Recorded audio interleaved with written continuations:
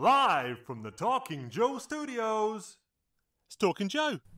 Talking Joe weekly podcast. Talking Joe is there. Talking Joe thought we would last. Talking Joe is there. Find each other like a married couple. Our podcast on the air. Talking Joe is there.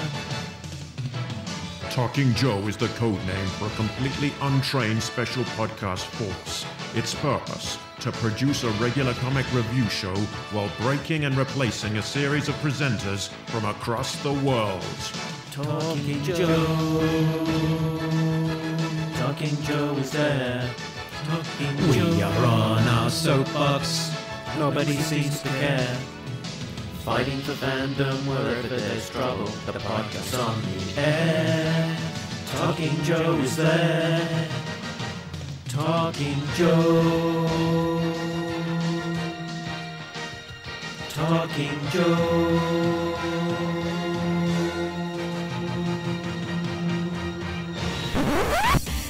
Talking Joe is on the air. Hey, it's me, Mark, and welcome to another episode of Talking Joe, the best and longest running dedicated G.I. Joe comic podcast. We're looking again at G.I. Joe Disavowed era, and today's deep dive will be into issue 5 from 2002, as well as the Battlefiles tie-ins. Stick around for my quiz, Devil's True or Devil's Poo. We'll have some toy talk, some G.I. Joe merchandise, and the segment that everyone is talking about, I imagine, innuendo. And without any further ado, time to introduce the co-hosts. First up, it's a real American Tim. It's Tim Finn. Hello, everyone. Hi, Mark. Hi, good to have you here. And rounding out our Disavowed crew, it's G.I.J. Cordray. Hi, Joe fans. Good to have you back, Jay. Good to be back. And has any excitement been happening to you guys this week? Oh, goodness. Well, as I told you guys, I bought a new computer, so I've been working on updating that and making sure everything's good to go for the show. None of that is as exciting as the news that we're getting Snake Eyes versus Batman. I think we're all excited about that. Oh, yeah. Or not. Yeah, we're still keeping our ears out for word of what the Amazon Lady J show is going to be. I should be getting Snake Supreme Cobra Commander today sometime. And Last Laugh hardcover, which is the IDW Chuckles storyline. Cobra thing. And another action figure guide. So today's a big Joe day for me. But we should probably spend a minute talking about the Batman Fortnite announcement. Yeah. Oh, I guess that's it. It's not specifically Batman Snake Eyes, is it? It's Batman Fortnite. Yeah, it's a Fortnite comic, isn't it? So I know nothing about Fortnite. So I'm told, and all of our listeners who are gamers can be aghast at how out of touch I am, that Fortnite started as a building game, and then it became, I guess, a fighting game or an action game, and you can design your own character. That's the appeal. And when Hasbro announced that Snake Eyes was a downloadable character, I can't even remember if it was a couple weeks or a couple months back. It's not the character, it's the skin. So you can look like Snake Eyes and sort of play as Snake Eyes, but you don't meet Snake Eyes, and there's no Snake Eyes story. It's the sort of the big thing of Fortnite is all about sort of the skins and the dances, emotes, and I guess that you can download and then sort of have your character look different and sort of have these, I guess, dances and things.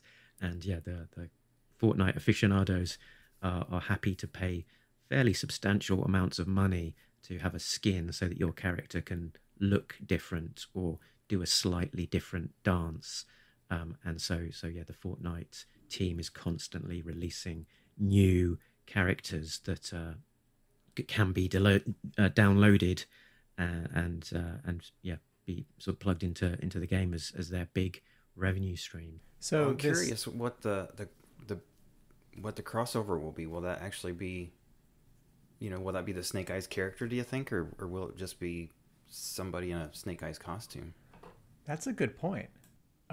We could also take a step back and put this in context. So I think 2 months ago, Marvel Comics announced a series of variant covers for the regular Marvel Comics superhero line, where some Fortnite characters would be appearing on the cover, of Iron Man or Avengers, along with Marvel characters. I saw that and I thought, oh, I wonder if this is a prelude to Marvel publishing an actual story crossover, like a discrete miniseries. And then to my surprise, just a few weeks, or maybe it was a month or two ago, DC Comics announced a Batman Fortnite crossover, co-written by Christos Gage, who co-wrote Cobra for IDW. And I think his co-writer is one of the developers of the Fortnite game. Yeah, I think that's right. Yeah, one of the big Fortnite. And I actually wasn't following the news any further. I thought it was a one-shot, and then to my surprise, just this past week, as a comics retailer, as someone who owns a store, I get 2 or 3 emails every week from DC with news. What that means nowadays is just announcements of upcoming variant covers or release date changes. And the news was something about issues 2 and 3 of Batman Fortnite. And I thought, oh, okay, I guess it's a mini-series. I guess it's 6 issues. And, oh, by the way, Snake Eyes is in issue 3. And the solicit for issue 3, the actual summary that's in all the official catalogs and websites, is Batman versus Snake Eyes, period. That's it. That's the only thing we're putting in this solicitation. And then there's the regular cover with Batman in the foreground and Snake Eyes, sword drawn, sort of falling, landing, popping up behind him. Yeah, and I guess at this point we don't know for sure whether, the extent of that Fortnite appearance from Snake Eyes, because, this is, I guess, called Batman Fortnite 0 Point, the actual series. So it's probably first and foremost a Fortnite-centric comic, then a Batman one, and this Snake Eyes appearance is part of that. So is it going to be just a cover variant, or is it going to be just a panel, or are we going to actually see a full issue with proper story and interaction, like a full comics worth of crossover with Batman? Jay, how do you feel about the Jim Lee variant cover? It's good. I mean, it's Jim Lee. I love Jim Lee. I had to look at some of his Uncanny X-Men stuff. I thought that was really his best work. If you compare the Jim Lee variant with like Uncanny X-Men 277, where you have Wolverine and Gambit fighting, I think that the 277 is a much more dynamic image. I would have liked to have seen something like that. Probably with this, his intention was to try to show more of the full body, get more of the costumes in the picture. Whereas the Uncanny 277, they both were kind of in their yellow and blue outfits. But I think that resulted in a better cover.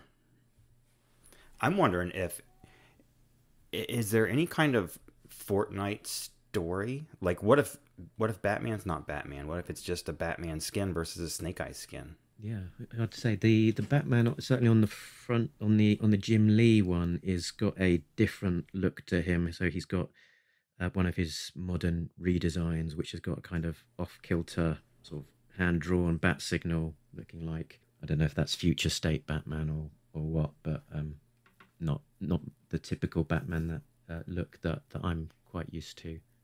Do you guys like the Jim Lee variant? Yeah, it's good. I mean, any attention that you get to Snake Eyes with a big name artist like Jim Lee and get people excited about Snake Eyes and G.I. Joe is probably a good thing from my perspective. We got Dead Game.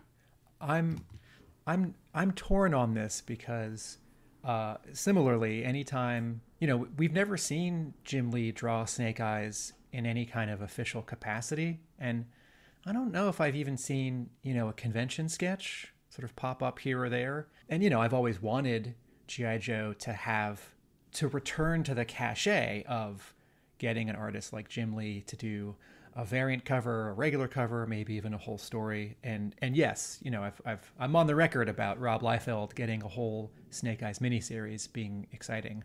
This is such a strange convergence. This is so many levels removed from just an actual G.I. Joe story, like a G.I. Joe comic book, that I don't feel like I'm being punked, but it's just a head scratcher. Because Snake Eyes has the cultural cachet that I feel like IDW and DC by now could have arranged a 6-issue crossover miniseries that's just Batman G.I. Joe or Batman Snake Eyes, and for this to be a sort of sideways guest appearance in someone else's book. But it makes sense because Snake Eyes is this downloadable skin in this game. And we forgot to mention, this, at the same time that the downloadable skin was announced, Hasbro announced a special 6-inch Snake Eyes Fortnite crossover action figure that you could buy. And I think it's only a Hasbro exclusive. Yeah, so it's the G.I. Joe classified Snake Eyes that was previously re-released, but with some fine-tuning to make it match the Fortnite version of the character. It's got some different paint apps and some... There's actually a couple really nice guns that come with that figure, but then you have like a launchable plunger or something, which for me, that was like the thing that just immediately took me out of it. I'm like, no, I draw the line at Joes with plungers. No, you don't Janet or use... Viper, sorry. So you don't have to use the plunger. But that's important. You don't have to. This toy comes in a fancy box. So the comparison for me is the new Avengers Transformers 4-issue miniseries that Marvel and IDW published. I remember that. Like 10 years ago. And I didn't really like it. There's not...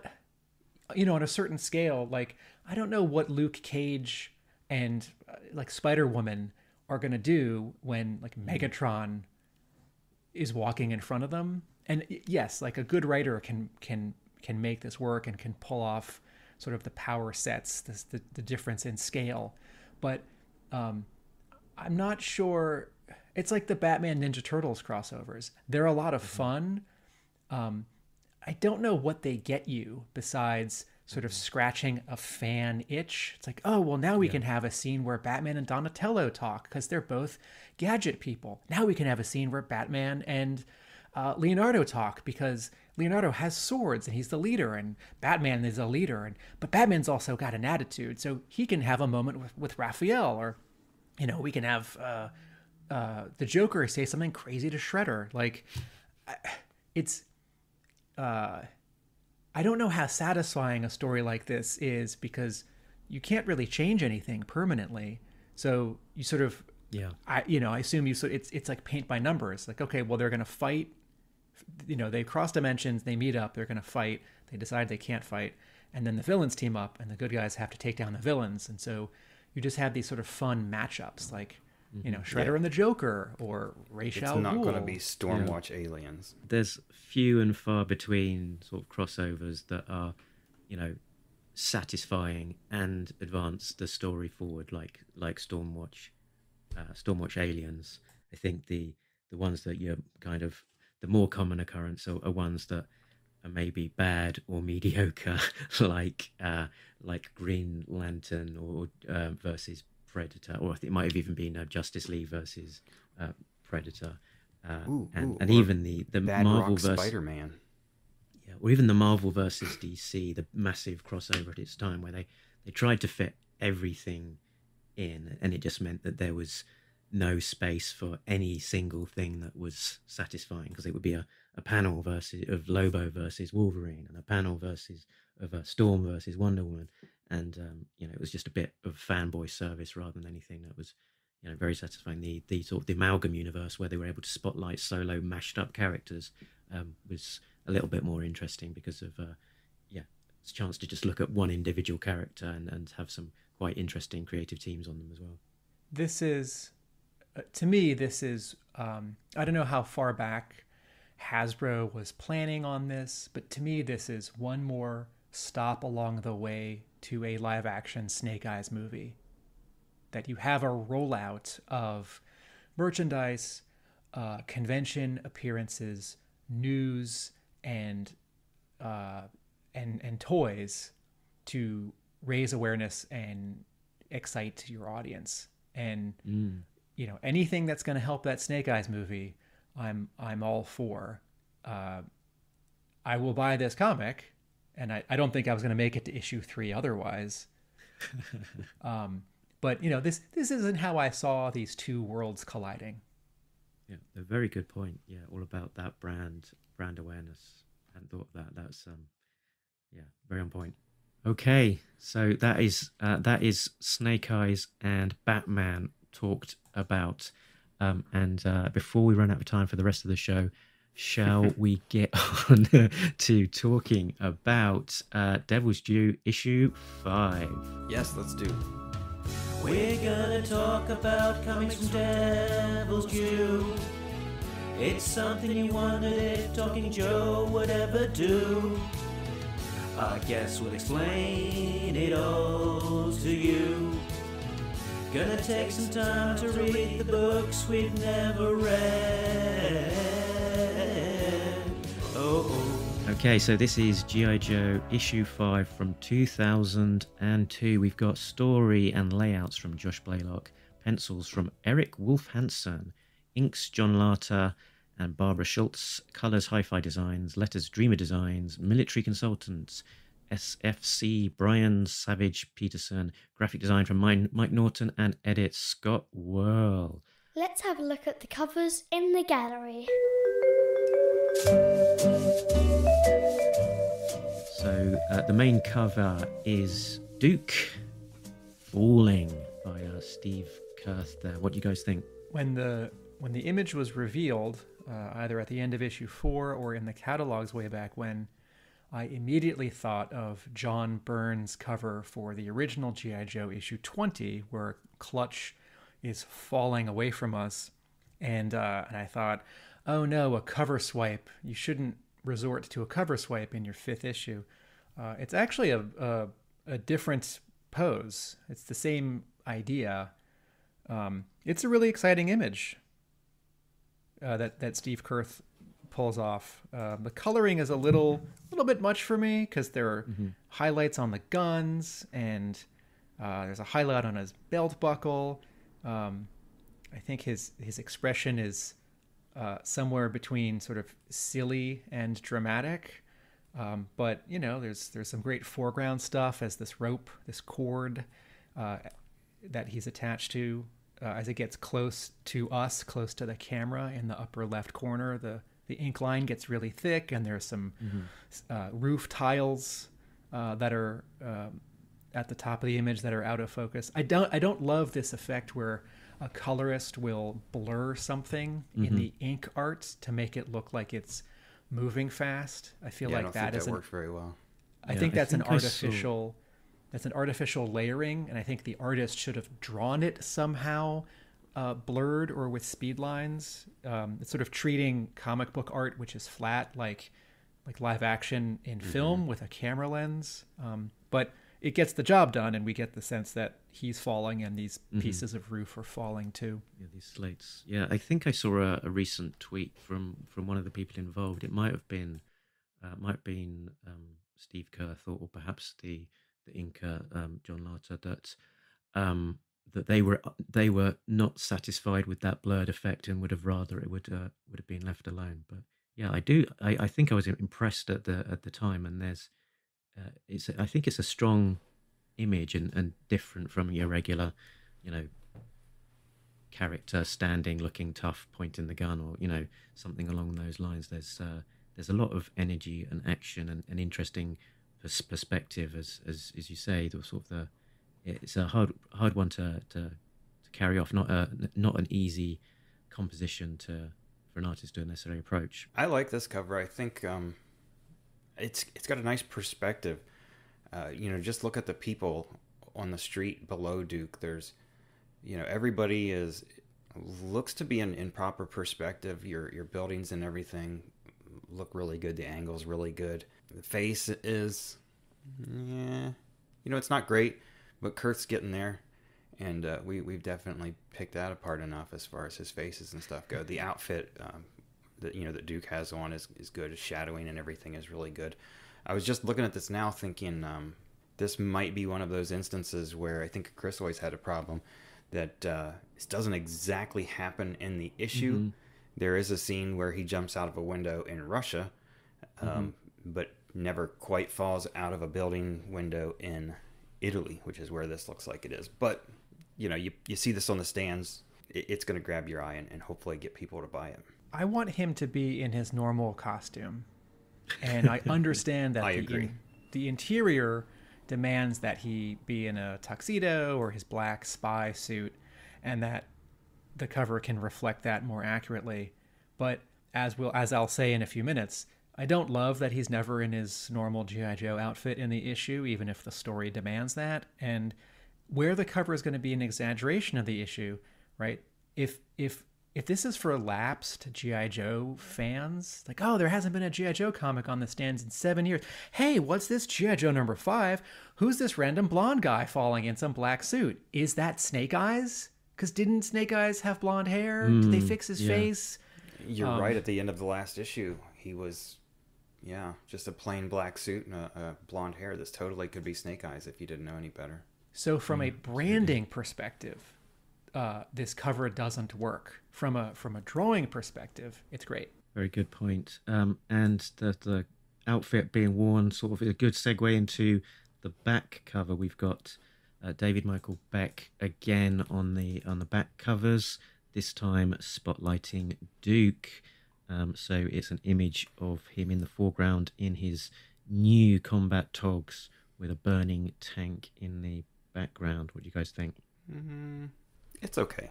I quite like a lot of the picture, but overall it doesn't really connect. I think his face looks a bit strange, to be honest, and I think that lets down the rest of the composition. Some of the surfaces, and we see this a lot on his covers for the Battlefiles books that we'll talk about here in a little bit, the surfaces on uniforms and things look kind of flat. I'm thinking particularly of Firefly on issue number 2.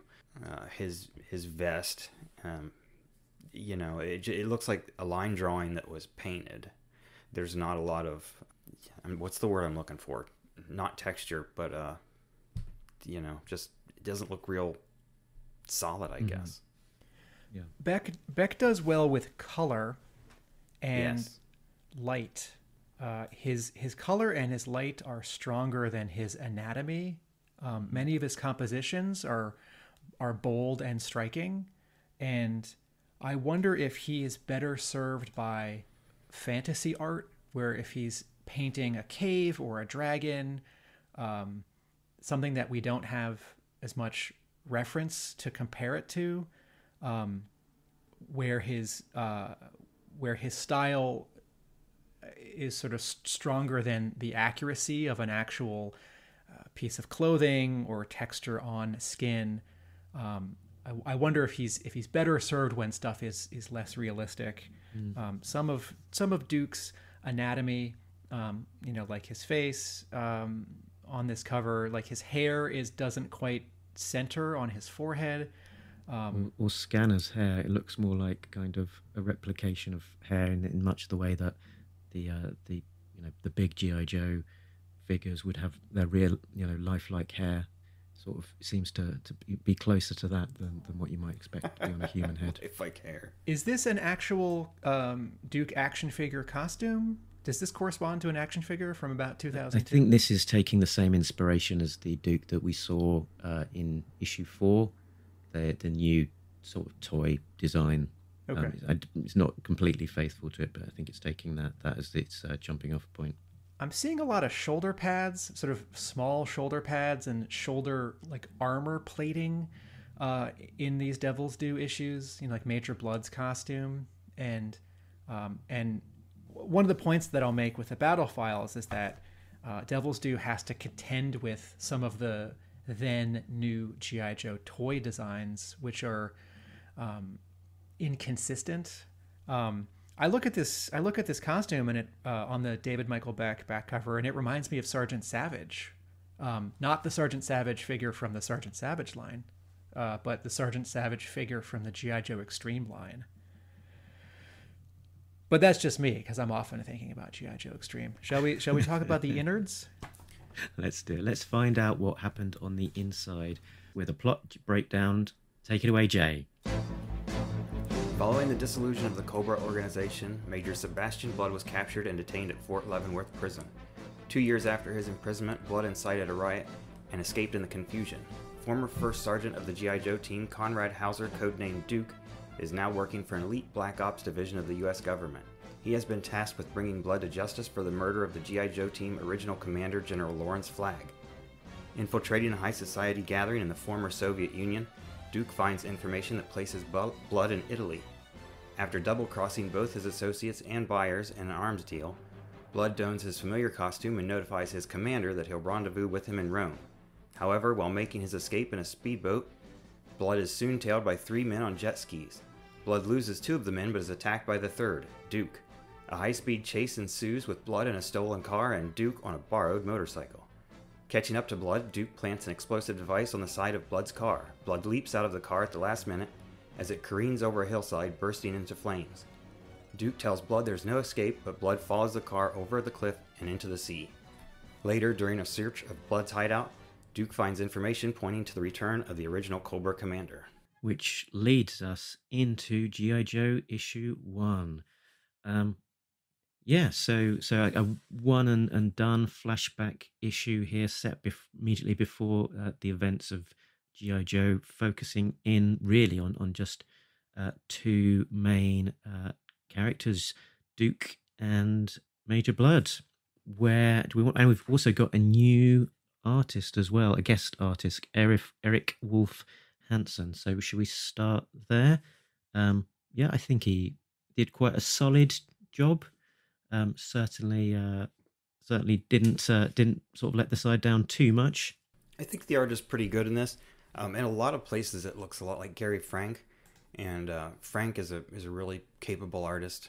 He started out, I think, first came to my attention after Dale Keown on The Incredible Hulk, and it was kind of a mix between Keown and Davis, and at the time it was a little bit of getting used to, but very capable artist, and I think our artist here is pretty good. It's a little more subdued, I think, than what we had in the first arc, and it doesn't try to be near as splashy or highly detailed oriented, and that works a lot better for this kind of a property. Yeah, a little bit sort of probably slightly less splashy, slightly less stylized. Probably hard to point to this style of art out of a lineup and immediately say who the artist was, for example. But quite solid storytelling through the story for the most part, and some interesting elements of the story that sort of sell quite well as it's coming along. I'm thinking of, for example, a sequence where he's dragging a computer hard drive, attached to a device from his wrist, and then putting his foot up to stop it. It's very sort of filmatic and possibly quite a difficult sequence to properly sell on the page, but works and works well and is easily understood what they're trying to actually achieve. But that credit also goes to Josh Blaylock, who provided layouts for this issue. That's true.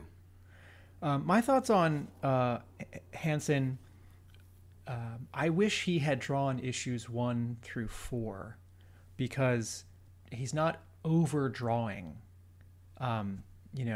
Kurth did get better across the 4 issues, and got better 10 years later when he did more G.I. Joe.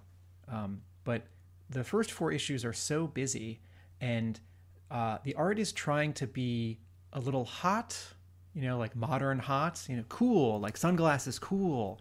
And Hansen, I think, is satisfied with more just telling the story. Right. I think more focused on storytelling. I think his everyone he draws is a tiny bit cute in their faces. There's a softness to how he draws heads, faces, and eyes. The eyes are a little big. I think that runs counter to the tone of the story, which is a high tension, exciting spy mission with an action movie tacked on at the end. So I think if I really squint, I don't think he's quite the right artist for this issue. But in terms of drawing everything to be clear, he can pull off action. There's some good acting where someone makes a face or someone has an expression change. And I was surprised in sort of Googling him that his trail in comics is so short. And sort of the main other thing that comes up in my very limited Googling is the Micronauts miniseries that he drew for Devil's Due. Interesting. Okay. Did you guys read Velvet? I read the first 2 issues. Some of it. Could you imagine Steve Epting drawing this? I can imagine Steve Epting drawing every G.I. Joe story ever. That would be beautiful. Velvet was just phenomenal.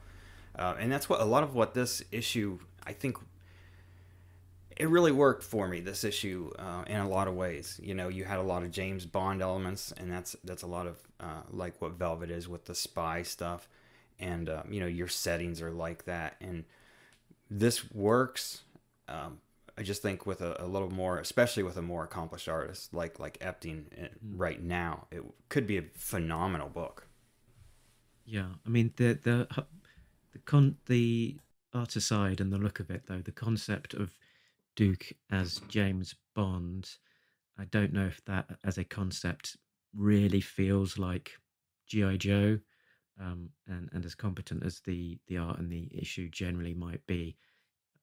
Is it, in inverted commas, G.I. Joe? I'm not entirely sure. I thought the look of G.I. Joe... I thought the look of Duke was a little bit similar, actually, to Steve Rogers when he was in the Steve Rogers Super Soldier book from Ed Brubaker, I think it was, when he's back from the dead, but Bucky Barnes is wielding the shield, and so he's sort of having a new guise as more of a sort of Captain America super spy.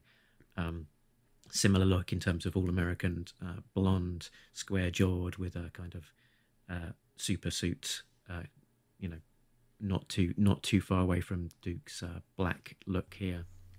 Oh, absolutely. I mean, you could just swap the dialogue, and this would be, this could easily be in that same time period. I think Mark makes a good point. It's not really a G.I. Joe comic.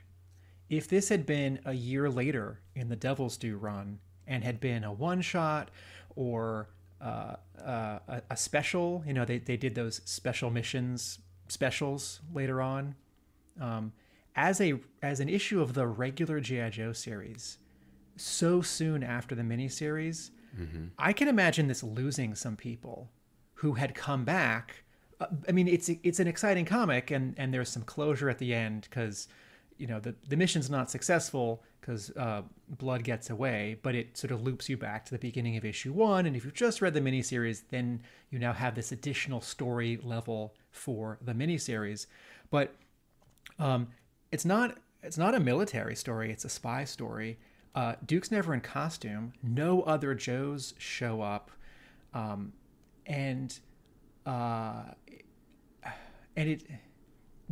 don't think this was the right issue to follow up the miniseries, even if they needed a single issue drawn by someone else that filled in some story and also gave them a month to catch up with their regular artist for the rest of the series. Yeah, I'm entirely sure that is the reason that they took this approach, that they wanted to give Steve Kurth a month or 2 months breathing room to get ahead on the main series, and possibly even the writer give them a bit of breathing room to think, oh, good grief, what's going on? We had a 4-issue arc plotted out and I used up my biggest ideas. What next? Potentially. But yeah, I think it was certainly to create a stopgap so they could build up a bit, get going with the issue 6 and beyond. I wonder if this was in their plan, because we know that they originally Reinstated was supposed to be a 4-issue miniseries. Did they think, okay, well, we do the 4 issues. If that sells well, then we'll jump into the second arc, which would be, I don't know for sure how far that goes, but number 6 and beyond. And then they were given the green light to do 5, and they thought, we need to put something in here. or where this originally would have fit into their plan. I think it's the combination of what the two of you were saying. It's a stopgap, but it also fills in some story. But again, like I'm not convinced. Even in the reinstated arc, I'm not convinced that Duke is now a spy, that he's now in intelligence. I think Duke or other Joes should and would have done other things after the team is disbanded, but most of them stayed in the military. I just want a military story. It can still be, spy-ish, but it should be military adjacent, and this is not. And part of what throws me about this issue, I don't think this issue is internally consistent, because Duke talks to himself, but what he's really doing is he's talking to the reader in a cute way that is distracting. So, I was an Arnold Schwarzenegger fan, and I had seen some of his movies. And when he made Last Action Hero, this was now like a big step towards a larger audience, because it's PG-13 and it's wink, wink, nudge, nudge. Like, the movie knows it's a movie because it's about like movies as a construct. And so on page 2, Duke's talking to someone. He says, for some reason, out of all the Cobra big shots I encountered in my day, I really couldn't stand that guy. I don't know who he's talking to. I guess he's talking to himself, but he says, but then across the fuselage of this cargo plane, there's someone else who's telling him it's time to parachute. But I can't imagine he's talking to that guy, because that guy's not important in the scene.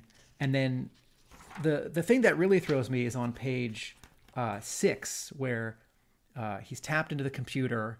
He snuck away from this party. He's tapped into this computer, and he's transferring data to his fancy wrist computer. And 2 thugs discover him, and he starts to make an excuse. He's like pulling at his collar, and he says, guys, it's not what it looks. I don't have time for this. And then there's this panel. It's like the bottom third of the page. It's a partial splash, and he takes his tuxedo off to reveal his cool spy outfit beneath it, and to show that he's got 2 pistols. I appreciate that it shows that he has 2 pistols, because in the next panel, he's holding the 2 pistols. So we're keeping track of his armament. But it's a silent panel, and this drawing is just to make this page cool, and it's just to make this piece of art sell better. But like, actually unbuttoning your tuxedo and taking your jacket off, it takes like 40 seconds. And if you are sneaking around a bad guy's mansion and you're stealing something, you're not going to do that. And it's this thing that characters do in movies and TV shows, where they say something that's funny or cool for the benefit of the audience, but that no one would actually say or do in the scene, because you just get shot. Well, he has experience ripping clothes off, right? Wasn't he in that Magic Mike movie where they were strippers and they just ripped the clothes off? Ha. Okay. Oh, I'm thinking of Channing Tatum, not actually Duke. Sorry. You see this tone problem where it's like, I'm not worried that he might get shot by Major Blood. I'm not worried that Major Blood's going to get away, because Duke he's sort of cracking jokes as he does this. And I don't mind if Blaylock decides that Duke should now have a sense of humor, but like, you would just pull your gun out of your tuxedo and shoot those guys. You wouldn't, like, for the coolness of the reader who really wants to see Duke's cool costume, take a moment to take off your tuxedo. That's dumb. Yeah. There's no reason for him to do that. Not only is he wasting time taking off that tuxedo and showing his enemies as plays out in the scene, his cool new look, and then sort of having to then sort of unpick his outfit, take the things off the arms to then get to his guns all the time that they could be raising the alarm or be shooting at him. It's entirely nonsensical. And a similar thing actually happens later on in the book, which is that Major Blood has just done something and exploded a building and is making a getaway on a speedboat. But before he does that, he takes the time to make a costume change out of his suit and into his armor, which that is not conducive for a quick, speedy getaway. And you're not only and this was the point actually I was going to make about Duke, what is that not only is he blowing his cover by taking off his tox and meaning that he can't then go back through the party in his disguise, but he's also just wasting a ridiculous amount of time to do so. From a actual story perspective, it makes no sense at all. Let me make a quick criticism about the art. I for the most part, like I said, I like it. I think it works better than Kurth did in issues 1 through 4. But this page that we're looking at right now with Duke revealing his super spy suit, the panel right above that where he's starting to take the suit off, that face is like, wow, with the big grin and the big huge eyes.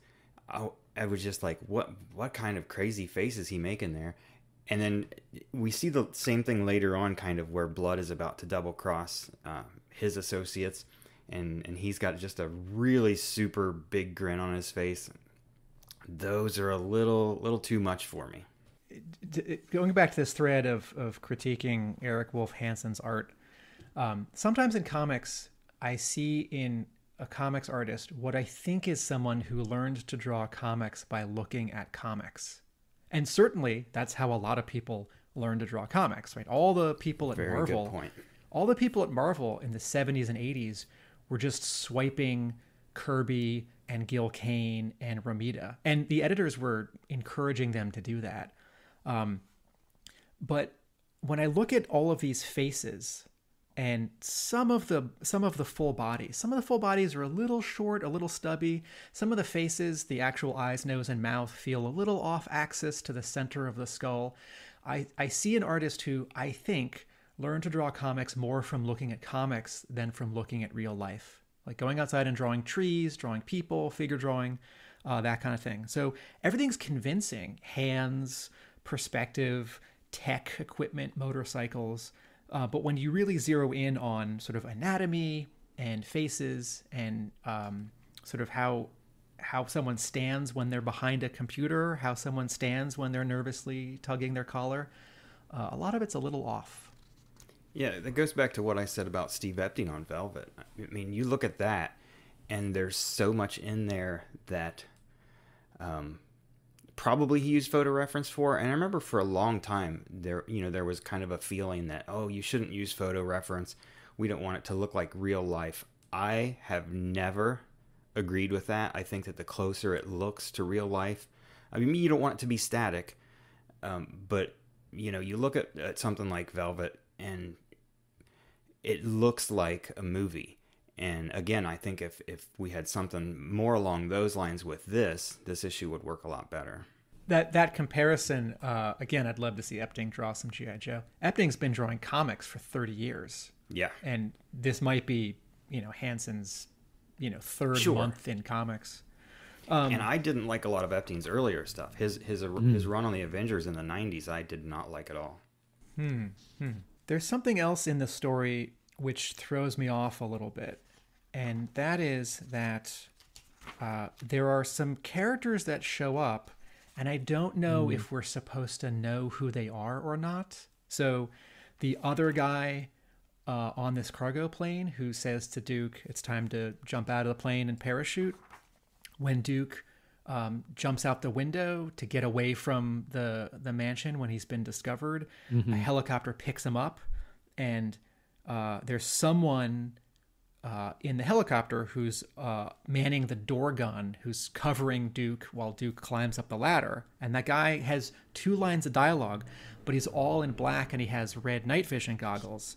And then similarly, during this speedboat chase where 2 or 3, it's a little hard for me to follow, guys are chasing Major Blood, one of them has a sword strapped to his back. And I don't know if that's Blaylock or Hansen sort of casually, accidentally just putting cool gear on someone, but I'm led to believe that this team, this intelligence squad that Duke is now a part of, is decidedly not G.I. Joe.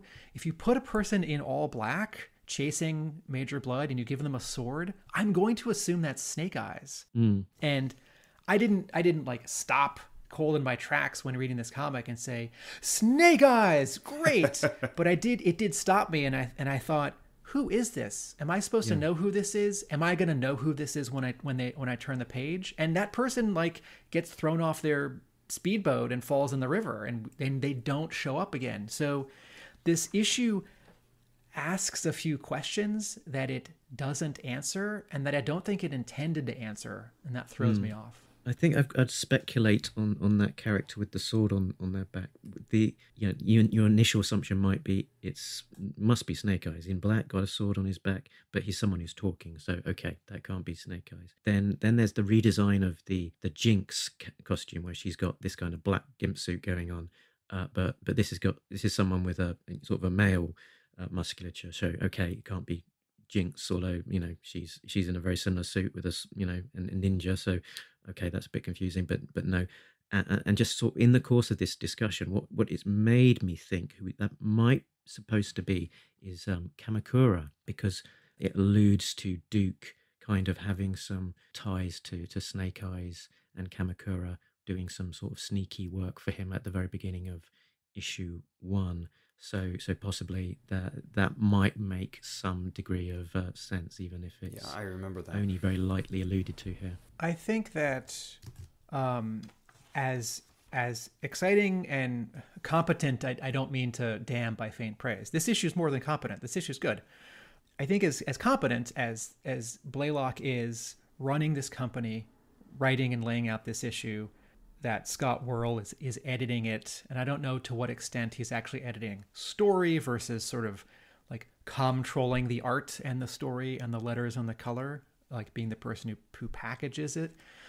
This issue to me, and to some extent the previous issues, reveal a small young company that's not quite ready to take on this task. I feel like an editor who's got more time or breathing room, or a brand manager who's sort of with this fine-tooth comb that we can do from the safety of 2020 hindsight, like, no, that needs to be explained. Why does that guy have a sword? Or if it's Kamakura, someone needs to name him, or in the next issue we need to immediately and concretely refer back to this. Again, sort of these questions that are getting asked that either don't have answers or no one is telling me when I'm going to get the answers. I feel like this just needs to be a little bit more cohesively managed. Yeah, they're not quite there yet. Okay. Let's move on maybe to some fashion talk. Armani, Prada, Versace too. Joe's changed their outfits from black to blue. Duke and Hawk, look but don't gawk. Changing their kit, whoa, is that legit? Swapping camo jackets, headgear and boots. It's now neon colours and funky spacesuits. Sci-fi stalker and even roadblock. While Bill, Flint and Mutt gave me a shock. So go take a walk if clothes aren't your passion, because it's comic book talk and lovely G.I. Joe fashion. So I think we've probably talked a little bit about Duke's spy suit to death now, so let's maybe just touch on Major Blood's look. What do you think of that as an update to his kind of classic look? The sort of the green colours combo up and down his arms. He's got armour not too far away from what he had before. He's got a couple of grey turtle shells on either shoulder there. Yeah. What strikes me the most is probably that helmet that I think they've tried to go for a slightly more tangible, real world look to it. That he's got these hints of maybe some padding inside the helmet that might make it work as a real world helmet and sitting on his head. Even if I don't think it probably doesn't stay on for too long. I think it does fall off in a couple of places. Unfortunately, he loses his classic rocket glove. Sort of robot arm, as some people might call it. They sort of the armored glove that his V1 figure has got. And he doesn't have those dog tags around his neck any longer, so possibly losing some of the more interesting elements of his original costume. Yeah, I'm just not a fan of this this outfit for Major Blood. I didn't like it in the first arc.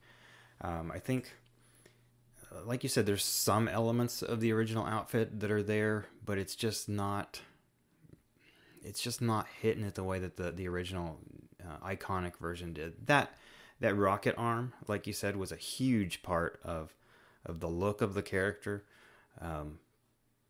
It was a great design initially. If you're not going to do something that really stands out, I don't feel like that needed to be messed with at all. I don't know. I mean, this outfit just doesn't do anything for me. There's a trend in a lot of design over the last 20, 30 years. Movie design, comic book design, toy design, to more detail. Like all the current Transformers for the War for Cybertron, right? Rather than like a smooth cube for a shoulder, they've got lots of small raised bits and little grooves.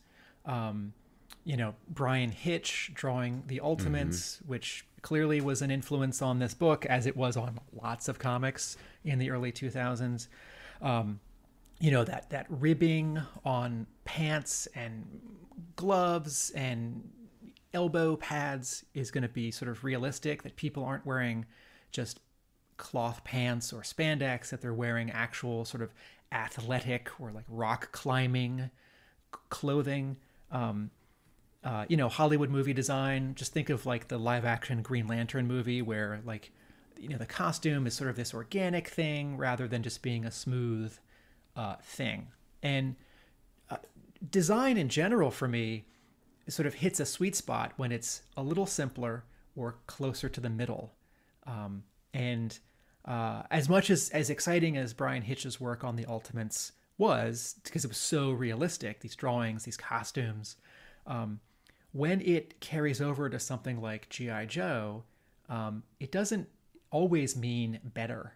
So, Duke's costume here, he's got he's got elbow pads and the straps around his elbows, and he's got the little wrist ribbing for his gloves. And then similarly, Major Blood has all this extra stuff on him. And if you look at the outside of his helmet, there are all these additional grooves and contours that remind me of the movie Cobra Commander helmet from G.I. Joe Retaliation, as compared to the animated Cobra Commander helmet from the 1980s. And all that stuff is just harder to draw, I think of all these people who are drawing DC comics for the last 10 years, and when the New 52 showed up in 2011 and Jim Lee and 3 other people, but particularly Jim Lee, redesigned like all the DC costumes, just everyone now had so much additional stuff, like lines and little armor plates and those like hard knuckles for Batman to punch a bad guy in the face, and like knee pads shaped like the Batman logo, and like Superman had an S shield outline on his shoulders for no reason. More doesn't necessarily mean better. And there is an elegance in simplicity. And so if you have to make Major Blood's costume look more, quote, realistic, I like this because I think a lot of that stuff actually would be there. But for a comic book that's already fantastical, I don't need it. Why do you think, Tim, I was just thinking about this as you were saying that, it didn't seem, when you read the Ultimates, at least it didn't seem to me like the seams on the costumes and the ribbing and that kind of thing, like any of that stuff was out of place or too much, but then you mentioned the New 52 designs. If you look at that, you look at the Superman costume, the Batman costume, and it's different somehow. Like you said, it just doesn't need that stuff. Do you think that's more because Hitch just has a general, more realistic style overall, as opposed to a lot of the other New 52 stuff, or why? And maybe it's just me, but I feel like it works better when Hitch does it than with the, like with this artist or with the New 52 redesigns. This is a good question, and this is a good point, and I think I have half of a formed answer. Hitch integrates everything in a way that Jim Lee integrates everything. When we think of Jim Lee's X-Men, Jim Lee's Wildcats, Jim Lee's Justice League, it all works because it is all of a piece. We expect a high level of detail and bits and stuff on all these characters. When another artist draws like Zealot from Wildcats, when another artist draws Jim Lee's Superman redesign, it sticks out. When other artists try and draw the Brian Hitch Ultimates costumes, they may not work as well. And I think what's happening with Eric Wolf Hansen's art is very, very subtly the sort of level of detail that he's putting into the costumes is fighting the slightly cartooniness to his faces. And then also, because I'm always going to go back to color, the coloring is too busy. So the page where Duke jumps off his ski boat, jet ski, and punches Major Blood, there's just a lot going on this page, right? There's a lot going on in the inking. There are lots of highlights in the color that don't need to be there. The actual drawing is very energetic. And again, I think more simplicity in a lot of these, a little less penciling, a little less inking, a little less coloring, would be elegant. And this is an extreme example, but I was thinking of the 2 issues of Matt Fraction's Hawkeye that Brian Pulido drew at the beginning of that run, issues, I think it's 5 and 6. Pulido's drawing with this really flat graphical style that owes more to Steve Ditko than to like the sort of the Marvel House style of 2015. And I think a lot of G.I. Joe fans would be very upset if Brian Pulido drew an issue of G.I. Joe because his stuff is so flat and sort of boxy. I think his stuff is awesome. And I think, again, like the page where, the panel where Major Blood sticks his gun at a motorist because he's going to steal his car. I really like that panel because he's saying something, but he's really doing it. He's holding the, my Italian's not the best, but I'm going to assume this 45 will do the translating for me. And the motorist looks scared with his gun pointed at him, right? But they're also like 1, 2, 3, 4, 5, 6, 7, 8, 9, 10 highlights on the car because it's a shiny car in daylight. Yeah, it's unnecessary. This was still early on, too, in the days of computer coloring, I think, where they had all these new tricks and they wanted to use them as much as they could. And I think maybe in the more recent years, they've kind of toned a lot of this stuff down. But, I mean, you'll look at a lot of comics from this era, and there are a lot of, like the panel that you just cited, the highlights on the car, it's just not needed. And a lot of that stuff, when they come back now and they recolor it, they tone a lot of that stuff down, and it looks a lot better. Well, let's not get too far down a Hawkeye rabbit hole, because this is Talking Joe, not Talking Hawkeye. But while Tim was talking, I actually reached behind me and got my Hawkeye Volume 1, and I was just flicking through issues 4 and 5 by Javier Pulido, and there was some interesting parallels actually between those 2 issues and issue number 5 of G.I. Joe that we were reading, because we've got Hawkeye who's got his blonde crew cut, much like Duke. They're trying to sneak in and steal something. Hawkeye is launched through a window, and we have S.H.I.E.L.D. in their spy suits, including Nick Shield Jr. in his suits, the one that I was talking about that was similar to Duke's earlier, and there's some interesting connective tissue there. But my conclusion is that I probably would rather reread Hawkeye rather than this issue, to be honest. And I apologize for getting Javier Pulido, who drew 2 issues of Hawkeye and some great, amazing Spider-Man issues, confused with Brian Pulido, who's the Lady Death guy. So, yes, I meant to say Javier Pulido. I'm sorry. That's what I thought, and I was going to say that we should get Brian Pulido to do a Baroness one-shot. Should we wrap up talking about this issue so we can get to Battlefiles? Was there any I Spies before we wrap up? Just one quick one. On page 15, when Duke is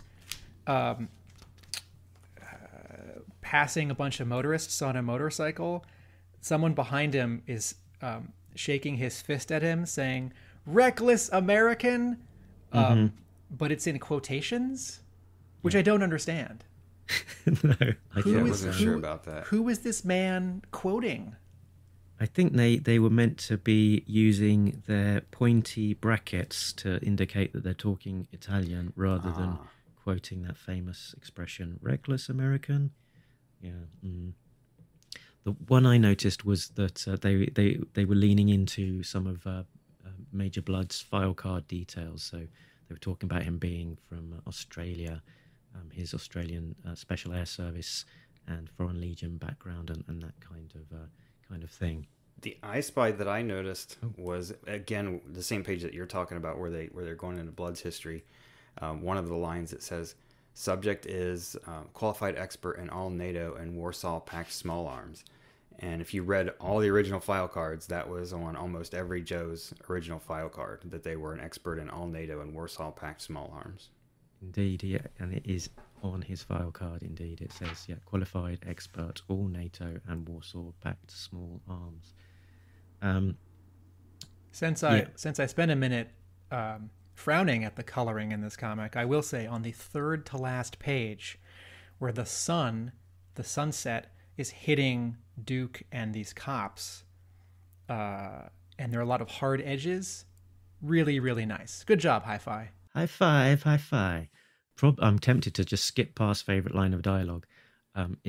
Unfortunately, Blaylock doesn't seem to have quite the same ear for interesting and memorable and notable dialogue that I'm used to seeing from Larry Hama. There wasn't anything that I particularly caught my eye here. I like ugh, no, not the cord. And you referred to this scene. No, seriously. You referred to this scene at the beginning because this is a bit of really nice visual storytelling where Duke is downloading data from this CPU, and the computer is about to fall off the desk, and he's lying on his back behind it, dodging bullets, and he reaches his foot up to keep the computer from falling. And both as layouts and also as drawings, Blaylock and Hansen pull off a nice little story beat. Yeah, I thought when that was mentioned earlier that as an artist, if you got that description on your page, it might be kind of tricky to figure out how to work that. So yeah, it was nice probably for Blaylock to actually do the layout for that, for Hansen to work from. But I agree that Blaylock doesn't have the... I mean, again, it's sort of hitting... I don't want to hit over the head like Blaylock and Hama are different writers, and my loyalty is with the Marvel run of comics. But I would agree that there's nothing super snappy in the dialogue yet. The one line of dialogue that I liked was just Duke from the beginning, when he says, "Out of all the Cobra big shots I encountered in my day, I really couldn't stand that guy." Which I thought, yeah, Blood always seemed like a real dirt bag. You know, out of a bunch of dirt bags, he was probably the biggest one. Should we give this one a yo-joage?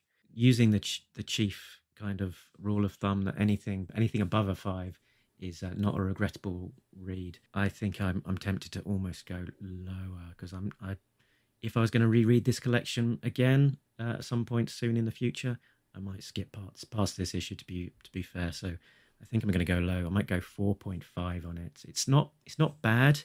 It's just that I don't feel I would ever want to necessarily revisit this one. I give this a 5 because as a self-contained issue, it's relatively satisfying, and it is better than the 4 previous issues. Okay, I'm going to shock you guys. I agree with you both. It is better than the first 4. And considering that I gave them a 6.5, I'm going to have to give this one a 7. Wow. Yeah. More probably. Duke Spy comics for Jay. I love spy comics. I really do. I mean, this one had its faults, but, it was pretty good for what it was. You had the chase I really enjoyed. You know, they even threw in there the typical trope of running over a fruit cart and fruit going everywhere. You know, they had 2 or 3 different vehicles that they used. They were on speedboats and jet skis, and then Duke's on a motorcycle, Blood's in a car. It ends on a hillside. There was a lot to like about it, for me. Yeah, and I get that it sort of is probably a better comic than the first four issues. The art is probably slightly stronger or clearer. The issues with the lettering that we've seen are largely improved. The pacing is much more straightforward. The story is easy to follow. So there's a lot that's done probably better it's just as a story that I'd want to revisit, probably not.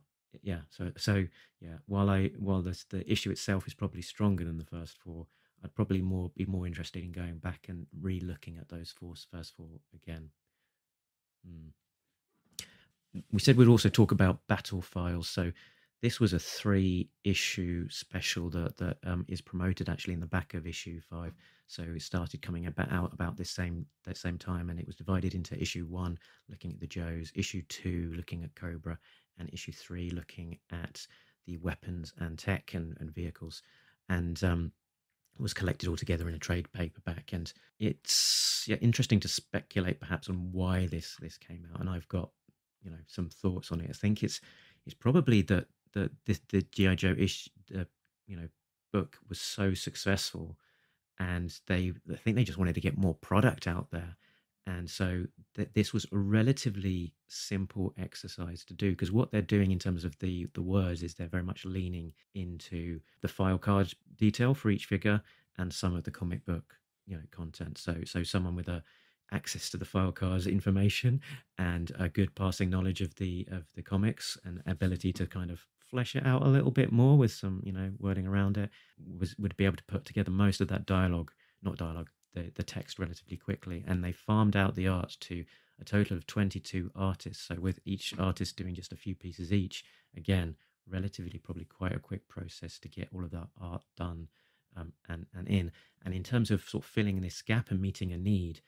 They're going for this sort of nostalgic G.I. Joe audience of lapsed, either lapsed readers or, readers without content that they could actually read in those sort of 5 or so years since the end of the Marvel run. So it's a way of familiarizing people with these Joes that they might not have seen or been thinking so hard about for a number of years, giving a bit of a solo spotlight for each one in terms of reminding them what they're all about, what their characters are about, and also giving a little bit of a spotlight on the updated designs of some of these guys as well, where again you can't have just as you can't have an individual story about each of these characters where you can find out about all of their backstory.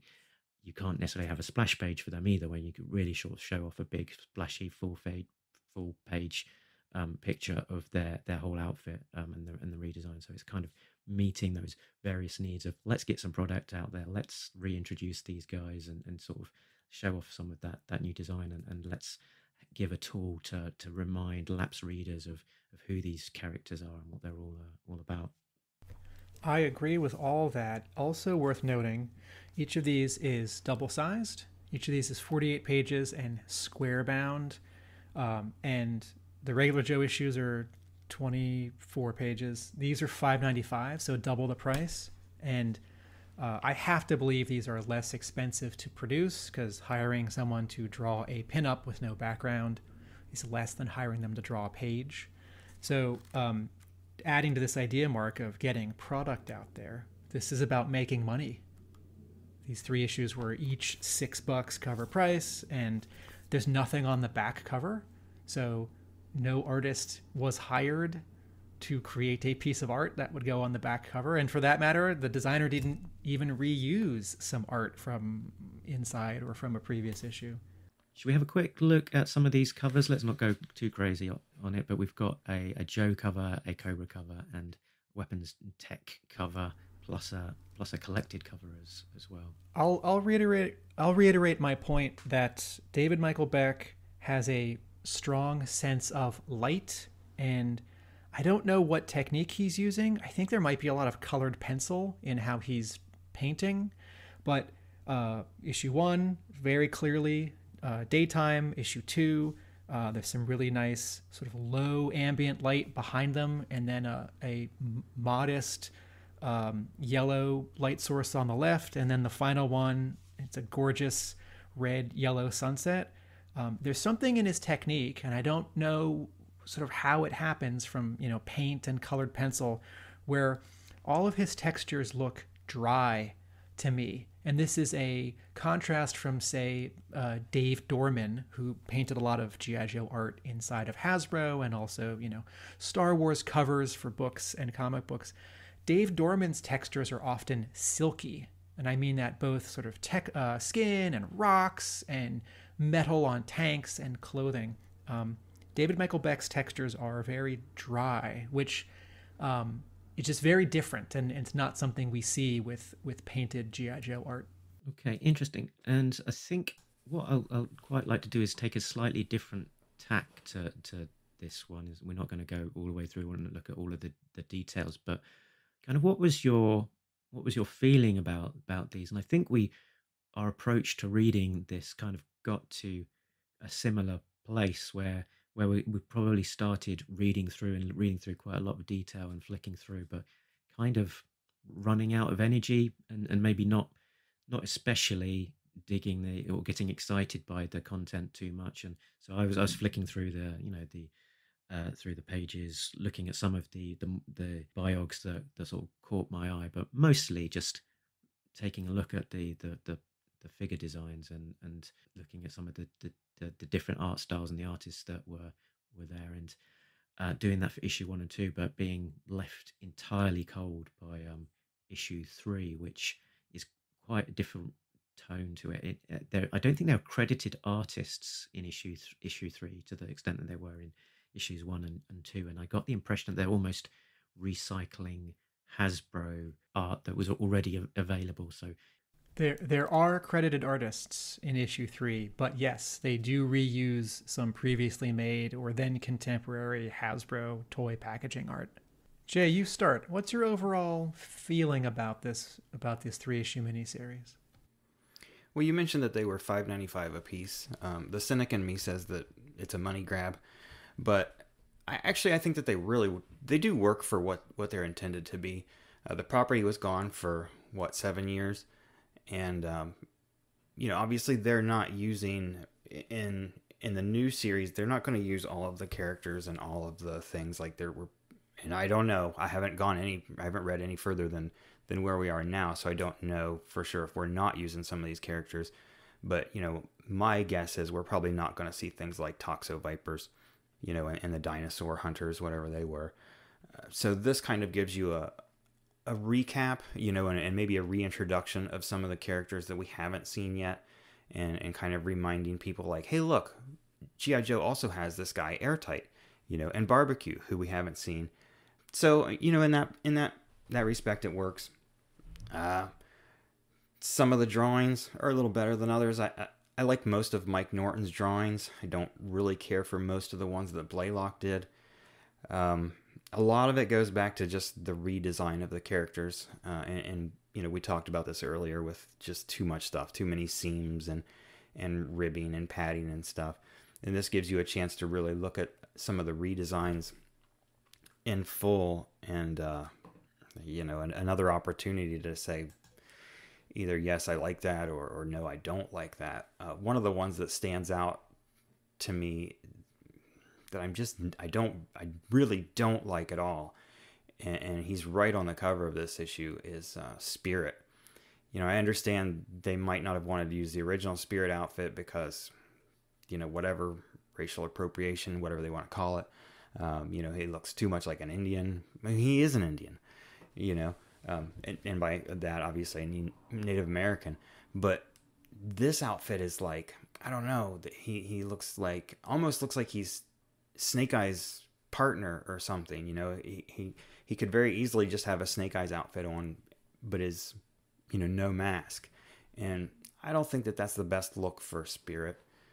And then you have some of the others. Beachhead, on the cover is just kind of plain. Lady J, when I came to her page, I thought that was Scarlet at first. With the quiver on her back and the gun that almost looks like a crossbow. So a lot of the redesigns just don't work for me. It was an interesting point you said about Spirit, that not connecting with you, because I think at the time that was one of the best received redesigns, that people said that his original was maybe not particularly politically correct, and it was overdue a redesign. And really, a lot of people really did like that Spirit, and it resulted in it being used as the basis for, I think, a number of figures actually, but certainly at least one. What do you think, Tim? I completely agree with you, Jay. And I felt that way when this at the time, because I think I bought issue 1 of Battlefiles at the time and then realized it wasn't for me. But from the cover to his interior, the thing actually that two things stick out to me in issues 1 and 2. First, I think everyone does a good enough job. I don't think any of the drawings are bad, and some of the ones that I don't think I would like, I actually like. I actually like all of Blaylock's drawings. I think where he is slightly flattening and cartooning these characters, where he is simplifying, that actually is taking out some of these bits in detail They're not terrible. In a satisfying way.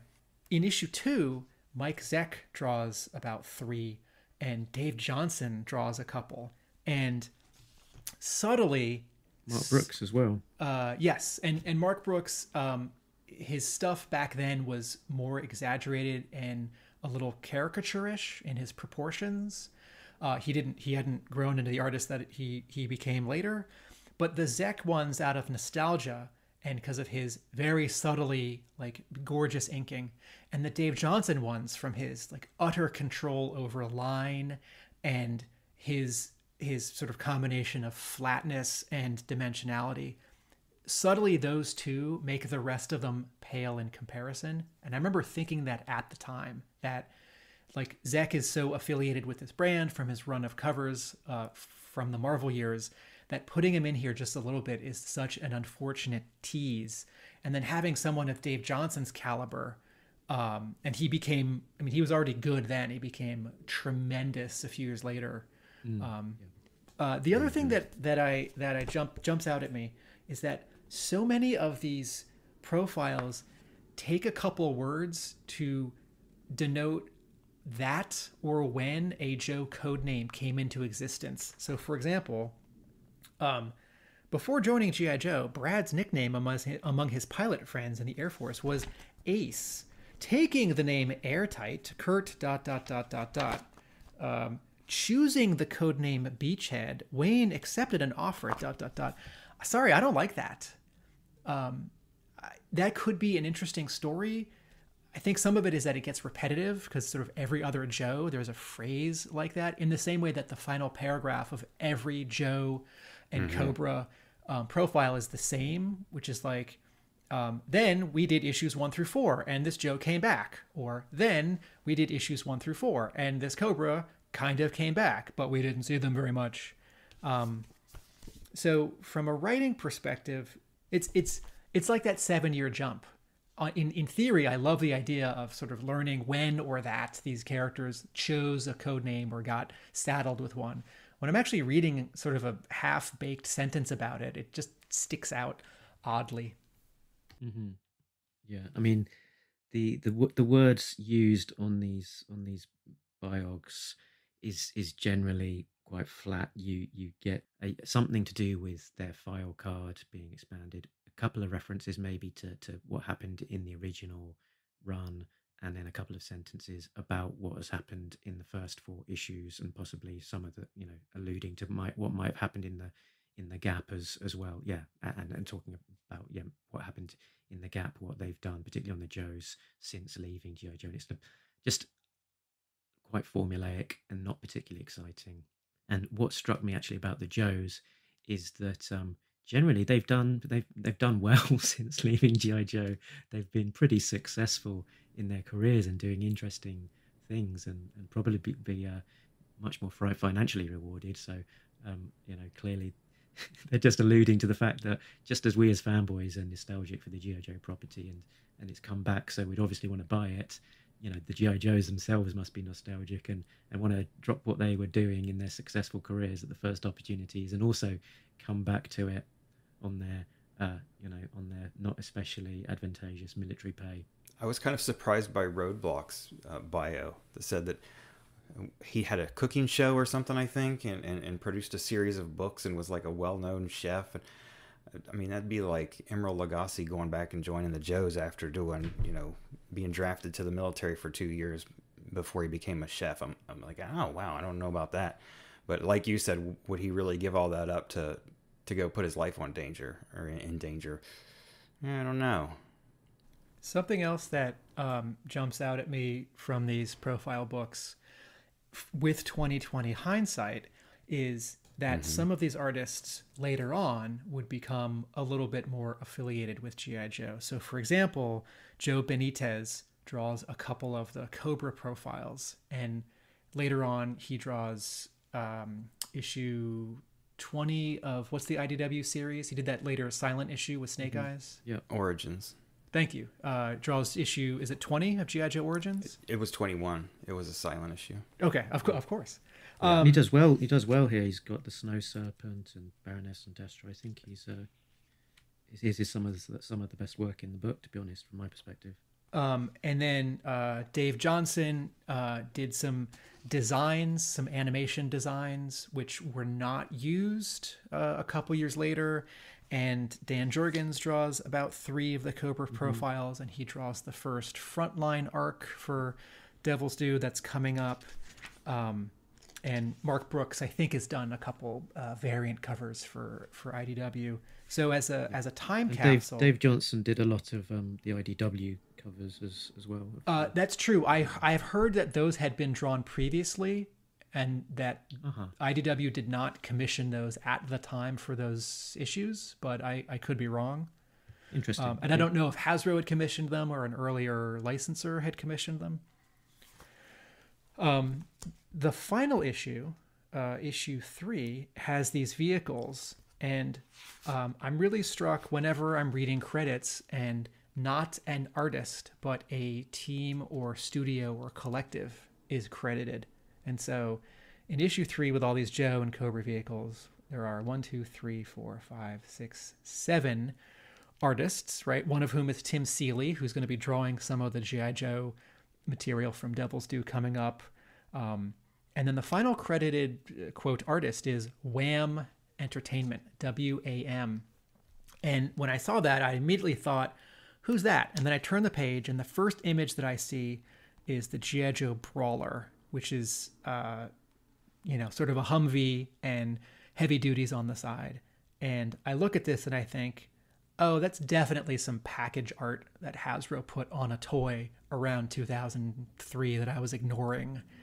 And Wham Entertainment was a studio founded by Walter McDaniel, who started working at Continuity Associates for Neil Adams, the ad agency, or the illustration house ad agency.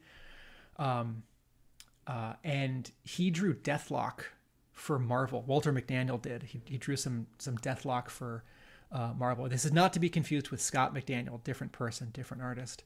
And then Wham Entertainment did work for G.I. Joe and Transformers and Jurassic Park 3 and Men in Black 2 for Hasbro and Kenner. And this is the era when the toys have very comic book looking art on them, both for the figures and for the vehicles. So I haven't picked out precisely which of these pieces in issue 3 of Battlefiles is reused art that Hasbro already had, but I can sort of take a guess. And then again, going back to a point I made earlier, Devil's Due really has to contend with an uneven era in G.I. Joe design. Some of the characters and vehicles are unchanged from the 80s and 90s. Some of them have really modest updates. Some of them are all new vehicles, which don't really agree with the design ethos of Real American Hero up through 1994.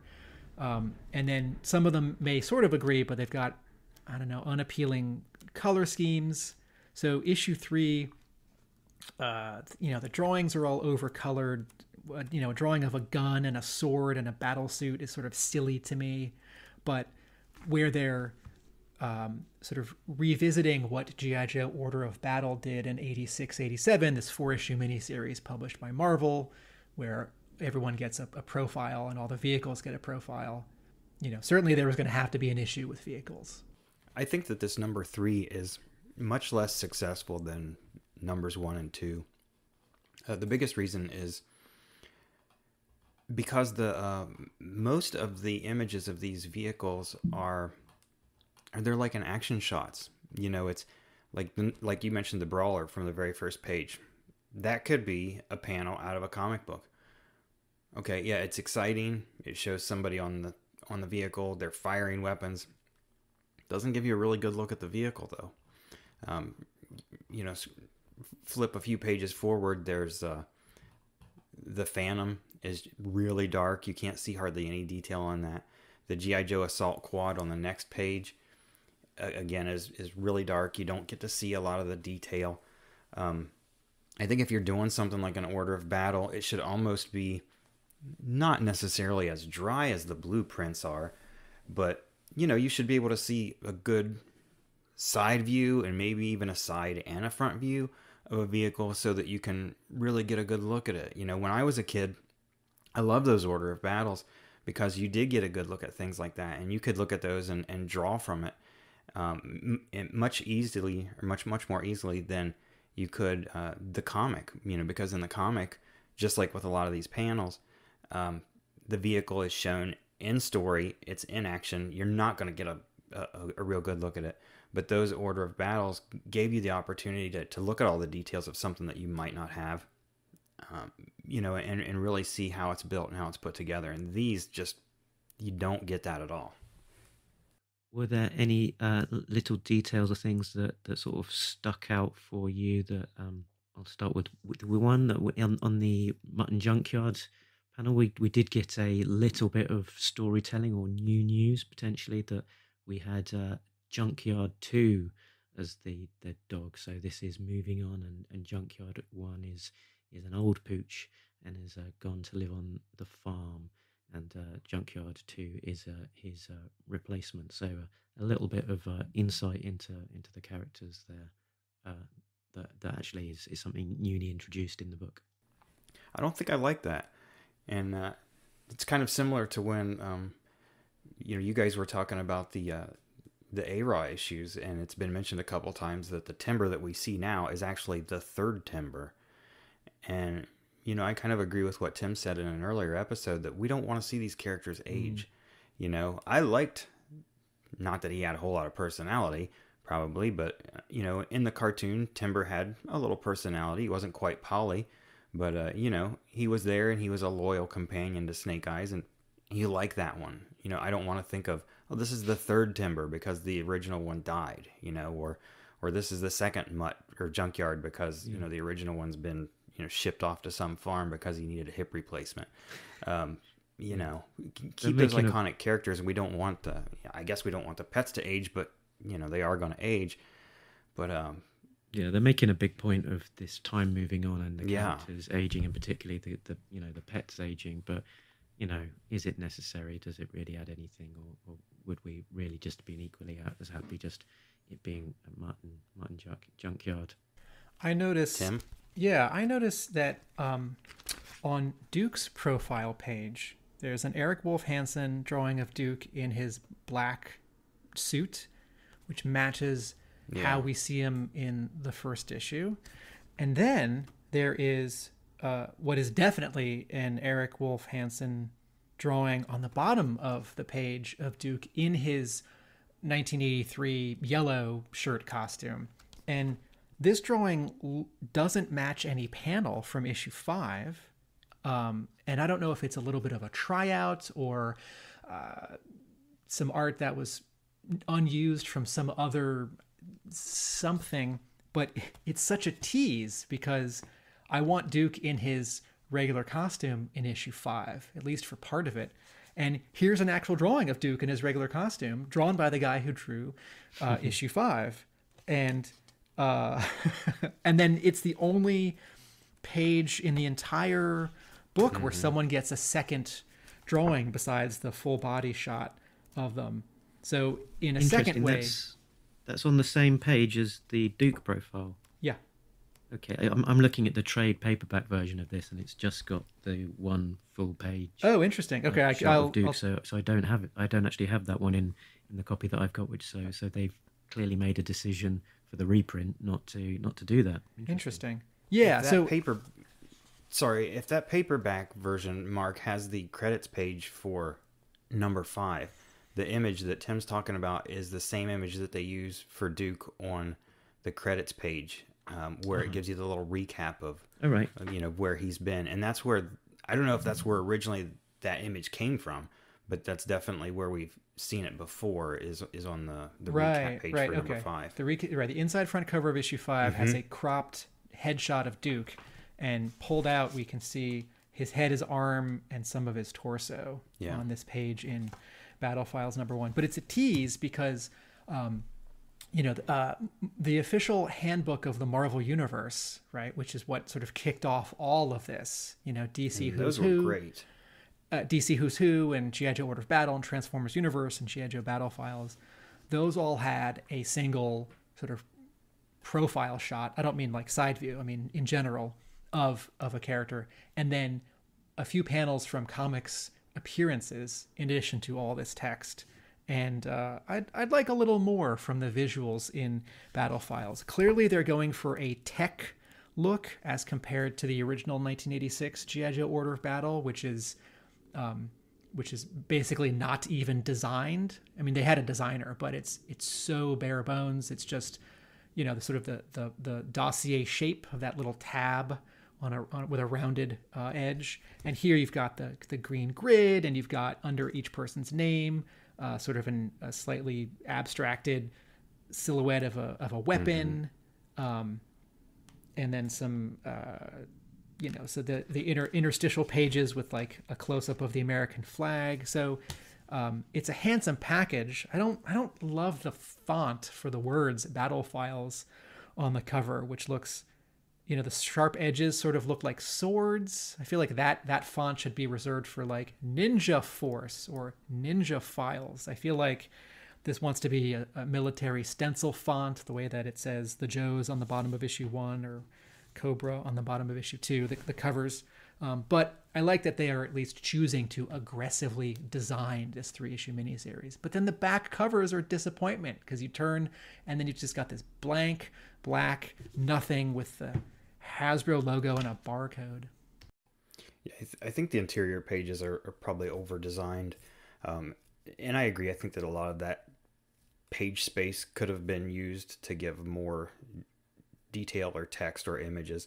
I mentioned you mentioned the Marvel Universe and the DC Who's, and those were really great. I mean, that was what got me interested in reading Marvel comics to begin with, because I was a G.I. Joe fan and I read G.I. Joe and really didn't read any Marvel comics until I started hanging around with another kid that had a lot of the X-Men comics. And when I went to his house, those were the things I read, was the Marvel Universe. Because you would have 3 or 4 pages of background for a character, and there'd be important panels here and there, and it really filled in the gaps for you and gave you a better taste of what you could expect if you were to pick up a new issue, or if you wanted to try to track down back issues. Yep. So that was the Battlefiles. I think we'll have to wrap it up there before I get killed for not making dinner. But yeah, interesting if nothing else, sort of look at some of those characters and sort of just the diversity of the different artists. I think was, for me, the most interesting thing to see. Seeing that Mike Zeckard, the Joe Benitez, the Dave Johnson, just some interesting different takes from it. And as you search on the internet for those individual characters, you'll still, a lot of those images will be the ones that come up for them. Any final thoughts before we move on, guys? What's the cover for the collection, Mark? I don't have the collection.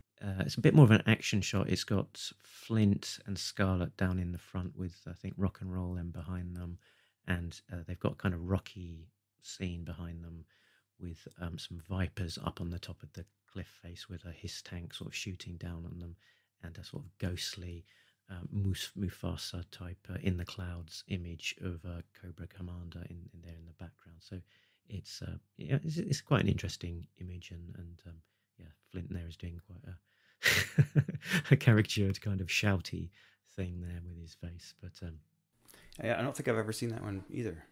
Interesting. Jay, how do you feel about the texture of the covers? It's that matte stock? I don't know. I feel like, you know, and this is kind of goes back to being over-designed. I think that a lot of this stuff is just overproduced, you know.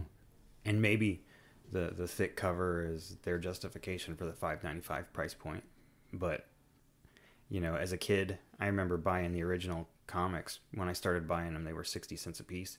I think the Order of Battles were, I mean, without looking at them right here, maybe $1.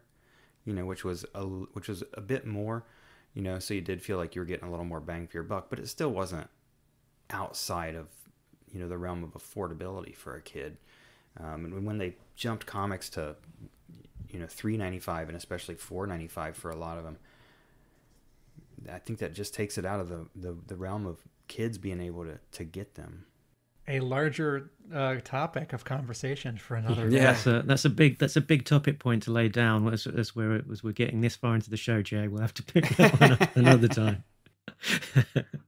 Okay, so with the comic talk all done, we can move on to the quiz called Devil's True or Devil's Poo, where I talk about some facts and Tim and Jay have to decide whether they are true or poo. So here we go.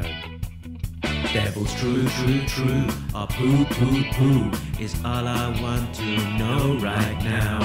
True, true, true, or poo, poo, poo. Let's find out the answers right now. I'll start with you. This one for you, Jay. Devil's Due turned down Robert Kirkman of Walking Dead fame. They turned down a pitch for a G.I. Joe Zombies story. Wow, I don't know. Still feeling that sting of getting the last couple wrong on our last episode. I'm gonna say poo, though. Am I wrong again? It is indeed poo. I'm sighing because I don't like it when I can't get one past you. I do get a sense of satisfaction of being able to deceive you. So there is a nugget of truth in this, that Robert Kirkman did pitch a story to the Devil's Due for G.I. Joe, but this was a story about Destro's moon base. And I just didn't think it quite fit with the tone that they were going with. So yep, he did pitch and it was turned down, but it was not G.I. Joe Zombies. That's funny because we did get a moon story later in the IDW run. We did indeed, yeah, absolutely. that moon-based story did come about eventually, but not from Kirkman. Tim, Blaylock had developed the idea of Kamakura when he was still a kid and was determined to use him in the book as a star character.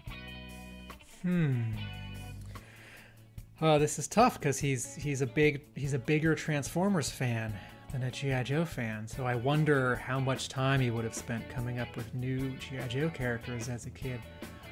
He'd started off as a Transformers fan, but then changed to his allegiances to G.I. Joe. So, okay. So he was still a G.I. Joe fan. I'm going to say true.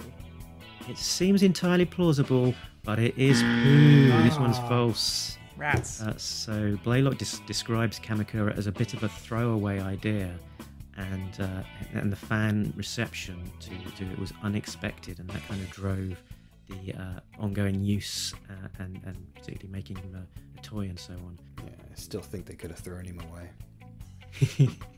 Josh Blaylock actually likens him to Boba Fett in Star Wars, where he was, you know, just this character who was in the background of a scene and sort of grew with the fan response to it. Jay, one for you. Devil's Due included Neo Vipers, as Hasbro insisted that they play a major part in the book. I'm gonna say poo, and I think that's probably the other way around. We talked about Hasbro getting some of these issues for reference when they made the first movie, and I think the Neo Vipers were featured in there, and they probably got that idea along with the nanites and many other things from this series. Yeah, I think that's probably completely plausible. It is false, yes, as it is poo, just as you say. All right. The Devil's Due did not have new toys forced on them to be used in the book.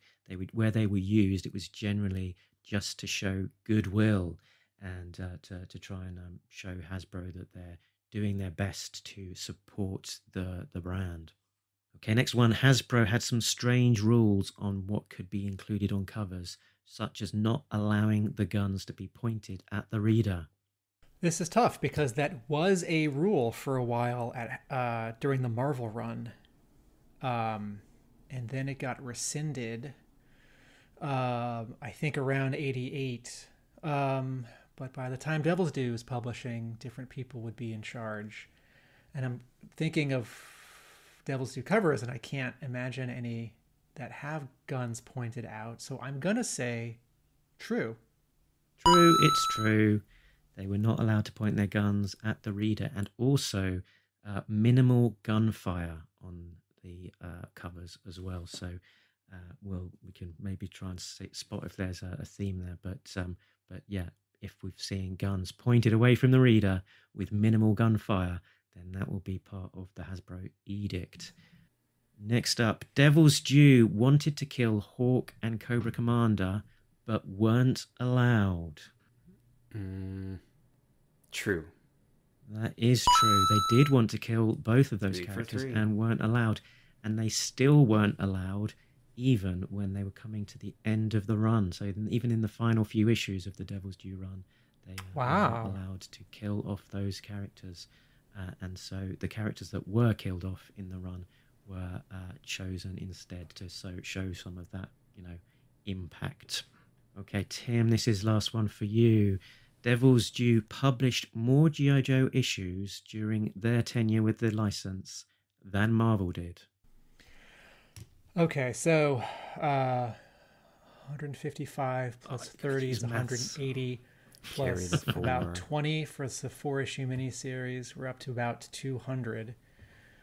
Devil's Due did the main series got to was it 42? Reloaded was like about 20. There was Master and Apprentice 1 and 2, Battlefiles, and then America's Elite got up to about 36. Yeah. False. Yeah, I think it's a false one. Yeah, they weren't far off, and they had a lot of they had a much shorter tenure in terms of the time than Marvel did. So they put out a more frequent content in the time that they had, but they didn't get up to the grand total. Yeah, so Devil's Due had 43 in the main series, 36 in America's relaunch, 18 on Frontline, and some various other tie-in books and miniseries. And so we're getting up to around about 180 as the total, whereas Marvel had their 155 main series, 28 special missions, various yearbooks, and other spin-offs. So they do have that. It did put out more, but given the amount of time they had for it, the totals aren't too far off. So that's it. That is all of my poo and true used up. Mark's all out of poo. But next, I think, Jay, you wanted to talk some toys. Jay is here with a toy no fear, talking G.I. Joe collectibles.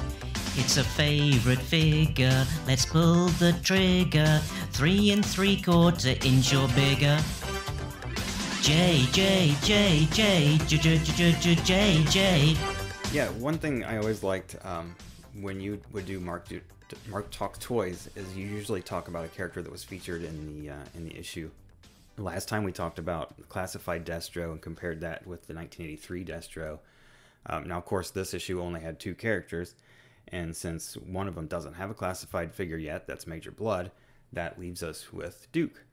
Now, Duke was first released as a mail-away figure in 1983, and as a carded figure in 1984. His first appearance in the Marvel comic was number 22, like Chimney Sweepers Come to Dust by Larry Hama and Mike Vosberg, when he and Roadblock took down a Rattler that was preparing to attack the funeral of the team's field commander, or the first commander, General Flagg. Now, if you remember in the beginning of the episode, Flagg was killed by Major Blood in issue 19. So there's a nice little tie-in there, really, with Duke being the one that goes after Blood. I did have some info from his file card, but since I know you're in a hurry, I'm not going to go into too much of that. The big thing was, and I thought was nice in this issue, they, he was fluent in Russian, it was noted when he was in that party. Languages is a big specialty of Duke. Back from his earliest file card, he says he's fluent in French, German, and English when he enlisted in 1967. And then after that, he went to U.S. Army Special Language School, studied Han Chinese and Southeast Asian dialects. So probably by the time we meet the character in 1983, he's proficient in a lot of different languages. Now, after his first appearance in issue 22, he was featured pretty prominently in the series, but I think probably what leads to the character's biggest popularity is his use in the cartoon, the Sunbow cartoon. He was in almost every issue, probably of the first, or every episode of the first series, where he was often portrayed as the leader of the team. And I think since then he's appeared in every incarnation of any Joe comic and in cartoons or toys, and obviously was the main character in the Rise of Cobra movie. Now, according to Yojo.com, there have been over 50 different versions of the action figure. Like I said, the only ones that we're going to look at right now are the original and the classified one.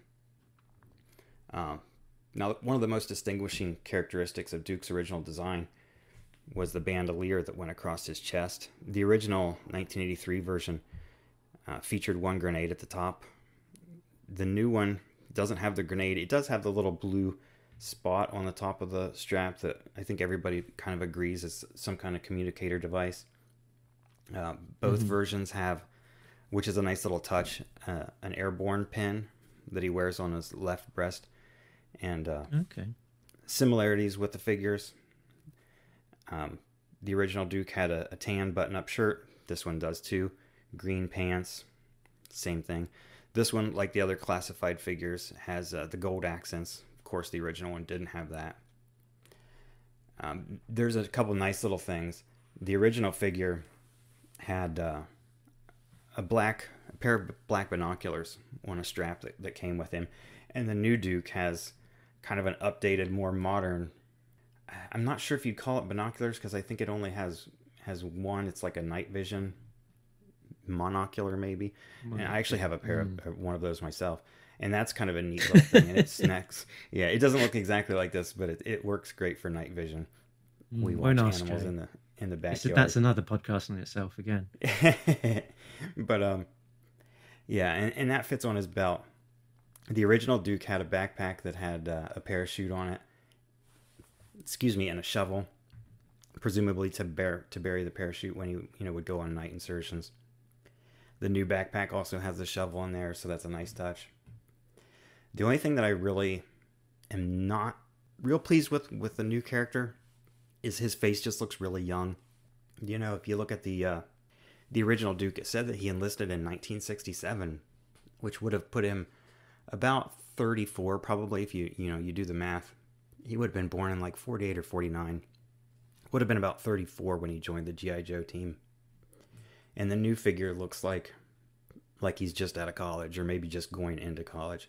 I understand why they do this. They want the characters to be a little younger. But to me, G.I. Joe is supposed to be the best of the best, and you don't get that right out of college. You get that after 10 or 15 years of experience in the field. But overall, I think the update is a really nice figure.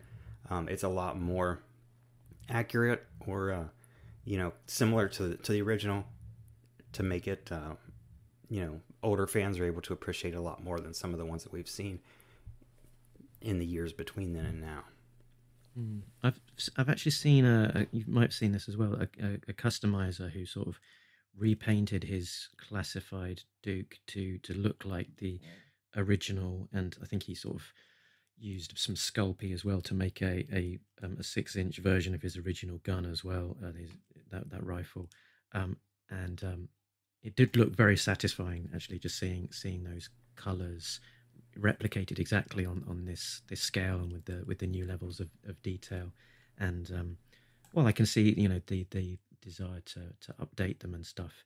It perhaps would have made for a really nice variant or something, just to have just that real classic version 1 look to it, and colors and so on. You mentioned a custom Duke. It's funny, when I was a kid, I always thought that his legs, the action figure's legs, were kind of skinny. And then another figure I had, Chuckles, with the Hawaiian shirt, I just thought was stupid. But his lower half, I thought looked really nice. So I took him apart and switched his legs and waist with Duke's, so that Duke had a bit more of a bulkier, sturdier look. And that was my personal figure. Interesting. Tim, I can't remember if we talked about this before, but where do you stand on the classified line and so on? Have you does it appeal on any level to you? Yeah, I have the first 4 or 5. I'm not a big toy collector these days because my attention goes to artwork and pre-production, but that's not just Hasbro, that's also animation and comics. But I follow the news when classified figures get announced and then sell out very quickly, to the disappointment of fans. And I know a little bit of the controversies. There are too many repaints, or the weapons are actually Nerf guns, and maybe some people don't like that. In my mind, quintessentially, G.I. Joe is a smaller size action figure, and 6 inches is just sort of too big for me. But if Hasbro is going to play the game, right, then G.I. Joe is going to compete with or stand on the same level as Star Wars Black and Transformers Red and Marvel Legends. So go for it. And it is exciting to see that much more detail and that many more accessories. And it's nice to see a Joe figure in a package that has such heft and takes up so much space on the shelf. It commands attention. But then the flip side is we can't have vehicles. And G.I. Joe is a vehicle-based line, right? We call it an action figure line, but if you look at that first year, that's a vehicle-based toy line. And I'd be happier if G.I. Joe were strong enough, like Star Wars, to have a line for grown-ups and a line for kids. But then, I guess going by this Star Wars analogy, maybe the G.I. Joe line for younger buyers, maybe they wouldn't bend at the elbows or knees, and I'm not ready to give that up. No, we tried that back in... actually, did I think, well, the limited sort of articulation version of G.I. Joe that came out in 2001, 2002, was it, that was actually featured in Battle Lines with the stat frostbite design. Yeah, not very satisfying. I think it's sort of quite aligned to that. Was it Power of the Force version of the Star Wars, where they just were all very squared off and very over muscled and not really resonating with the people who like those original ones. You mentioned the packaging of the classified line, Tim. Excuse me. And I think that's probably one big complaint I have about the line is they're in boxes. They've got plenty of room, but there's no file card. I mean, part of the reason why the line was so successful and why we all grew such an attachment to the characters was the file card. You were in the store, you could look at the package, look at the figure, flip it over, see what they're about. If you don't know who these characters are, it's just a guy in a box. I mean, you don't know anything about the character. I think they're really losing out on not including a file card with the new characters or with the new line. So much of what actually gave them, say, the character, the personality. You could, take so much away from those file cards. Yeah, it's a shame. But the box art as well, they are putting some effort into that. And the G.I. Joe classified Duke, I think, featured Franco Francavilla. I might be pronouncing that wrong.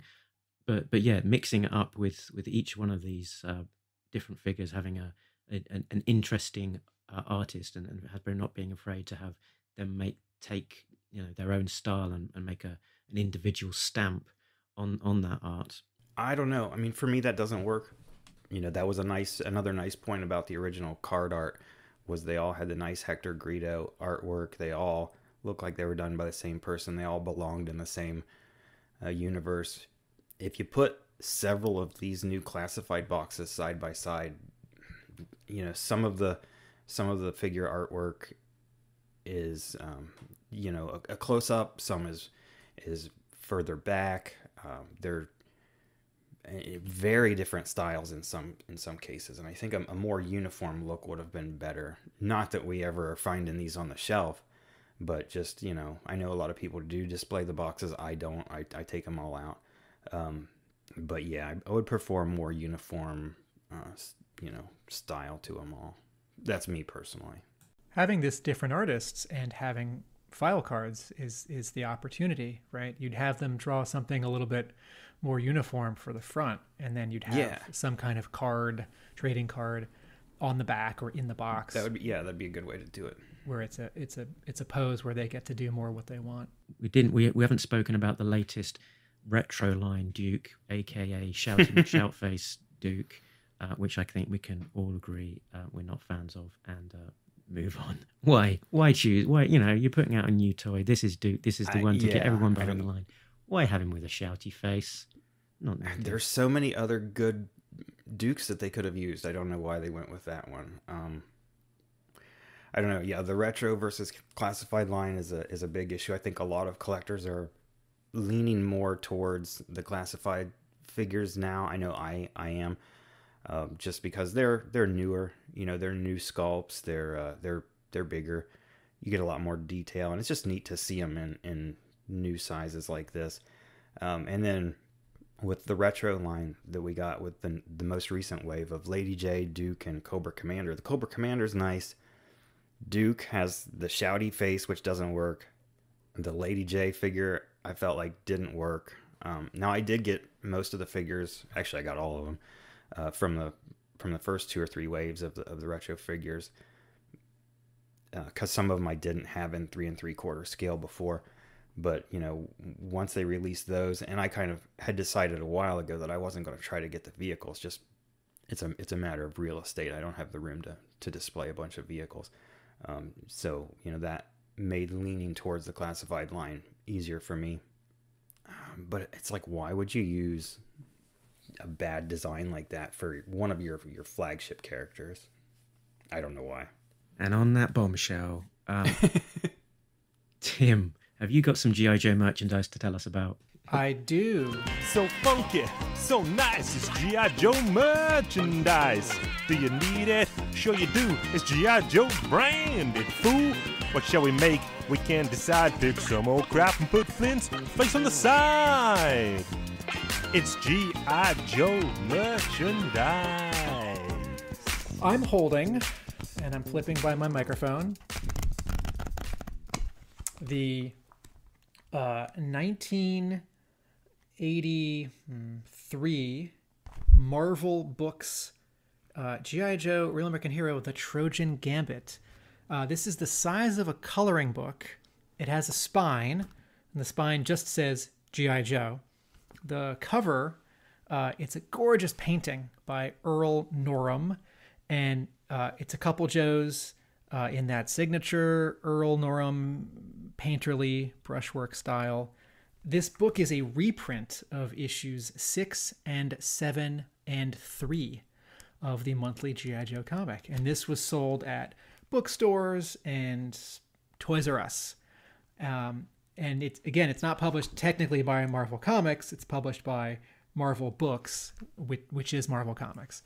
And I think at the time, David Anthony Kraft was the editor in charge of Marvel Books, so I think he's the person who put this together. But I might be wrong on this. He might have been the editor in charge of Marvel Books a little bit later. But Marvel Books is this, I don't know enough about it, but and I haven't checked my David Anthony Kraft interview recently, but Marvel Books is this sort of brief run of publishing like coloring books and comics reprints in this slightly larger like coloring book size, right? The trim is taller and wider than a comic, for placement in bookstores. But this one is just 3 issues of the G.I. Joe comic. It's on really nice paper. It's not the Baxter paper of Tales of G.I. Joe, but it's not the newsprint of the then monthly G.I. Joe. What's really fun about this, besides the fact that it's a little bigger and it's got a spine so it feels fancy, is that all 3 stories have been recolored. And that's because it was printed at a different size, and the original coloring for those issues by, I think, Christy Steele. Oh, that's wrong. The name is Christy Scheel, not Christy Steele. Those color guides are made for film and then plates at a certain size, and you can't just blow them up. Oh, or maybe you can, but it's expensive. Maybe it's only possible or faster, cheaper to just recolor them. So these 3 issues are recolored by Stan Goldberg. The other reason to all right, here's the better reason to recolor it, because this is going to be on better paper. So you don't want to use the screens for newsprint where you're going to sort of be able to see the dots. You want to have a fancier printing process for this nicer paper, for this nicer market. But what's fun is that, this is not like a case where, with the occasional, Marvel or Dark Horse reprint of a superhero book or a Conan book, it's not modern coloring redoing old coloring. It's 4-color, right? F-O-U-R, 4-color from 1983 being recolored as 4-color in 1983. And so I don't know if Goldberg had the original issues next to him and was making slightly different choices, or if he just had all the character guides, whatever that may have been, next to him. But there are just lots of subtle and interesting differences. Like, for example, the very first page of the book is the very first page of issue 6. And the original issue 6 has a plane taking off, and the background is this bright orange. And then the version that I'm holding, the background is red and orange and light orange and yellow. And then the actual credits and the indicia from the original printing have been removed. I wonder out there, are there, I got into G.I. Joe comics because of the toys. I wonder if there are people who got into the comics because they found one of these books at a bookstore or a toy store. And as well as the recoloring, I think there's some re-editing and moving around of panels as well. There's some quite interesting examples of that over on Yojo, where they've replaced images with others, or merged certain pages and panels together to compose the look of the page in a slightly different way alongside that recoloring. One of the things that I loved that Marvel put out was the G.I. Joe Digest. Did you guys get those? No, I don't think I've ever seen one in person even. But do you know what I'm talking about? Is it a smaller reprint? Yeah, and it reprinted like 3 issues at a time. It's technically called G.I. Joe Comics Magazine. Colloquially, everyone calls it G.I. Joe Digest. Oh, okay. Because it's digest size, like the Archie digests at the cash register. Yeah, those were great because, like I mentioned in a previous podcast, my first issue was number 18, and very shortly after that came out is when they started putting those out. And by getting those, I was able to then, at the newsstand, catch up on all the stuff that I had missed before number 18 came out. Aha. Yeah, these each had 3 issues at a time. The front cover would be one of the 3 covers. The back cover would be another. Some of the issues have the 3rd cover then in black and white as the, I think, inside back cover. Issue 1 of G.I. Joe Digest has just issues 1 and 2 because issue 1 was double-sized. I never saw these at the time, but when I got into G.I. Joe comics, around when issue 90 was published, I did see these available for sale through mail order and at comic book stores as sort of a back issue. They're really satisfying because the art is the way that comics were, the sort of style of comics then, both drawing, inking, and coloring, is that you can shrink it that much and it still reads. It's a little hard. Yeah, but you see what happened. Detailed like these ones. Yeah, you see what happens. Marvel and Dreamwave experimented in the 90s and 2000s with publishing modern comics at a smaller digest size to sort of like aim them at kids, maybe sell them at stores that weren't comic book stores. And the more detailed the art, the more busy the color, particularly if it's meant to be printed on glossy paper, and then the digest is not glossy paper. I'm thinking of the Dreamwave John Nay Reiber Jay Lee Transformers G.I. Joe crossover that's set during World War II, which is bonkers, right? Imagine reading that at digest size on flat paper, not glossy paper. It is fascinating. Interesting. A good fascinating or a bad fascinating? Difficult. It's a really interesting artifact, but it's a little hard to read. I liked it. I thought the series looked really nice, but it seemed I don't have it in front of me, but it, from what I remember, it seemed like most of the pages were pretty dark. So I could imagine shrinking it down to the digest size would be a challenging read, maybe. And all of the dialogue balloons as well, sort of, and all of the captions and things, all of those shrinking as well, and you're just it's gonna strain your eyes to read them. If you know. I'm gonna ask right now if there are any listeners or viewers on our various platforms, if you got into G.I. Joe comics in the 80s because of G.I. Joe Digest, these 3-in-1 very compact reprints. Let us know, because I'm interested to know who has a relationship with these, and did it work? Did they get people in? I've tried to track those down. I was gonna give them to somebody as a gift, but they're hard to find. One of the things about getting back to originally the Trojan Gambit, one of the interesting curiosities in that is, I think it's probably the title page. So I'm guessing the page after the cover. Or possibly the back cover, I'm not too sure because I don't have it in front of me, but is that they've taken the issue 4 cover, which originally had Hawk wearing a beret, and they've redone that with him without the beret and showing his original blonde crew cut, which sort of fixes a niggle that I had with that original cover. It's always great when that kind of inaccuracy or small mistake can be fixed in a later edition, without making a big deal of it. You sort of nod and go, yeah. Okay, very good. So let's move on to everyone's favorite segment. By everyone I mean mine. It's Innuendo. Attention. At this moment, you are now listening to Talking Innuendo. If you are offended by words like Sucking, flesh wound, Willy, Pete, balls, crystal balls, hypno shield, whatever, take the tape out now. This is not a pop album. And by the way, suck my grandmother's brick in a Prada handbag. So, as you know, if you aren't in the right frame of mind, my frame of mind, then G.I. Joe names can sound pretty dirty. So can I get through a list of 10 dirty sounding G.I. Joe names without making my co-hosts titter or indeed guffaw? So Jay and Tim, keep your mics on. I'll spot if you've muted there. And let's begin. Deep 6. Listen and Fun Tripwire.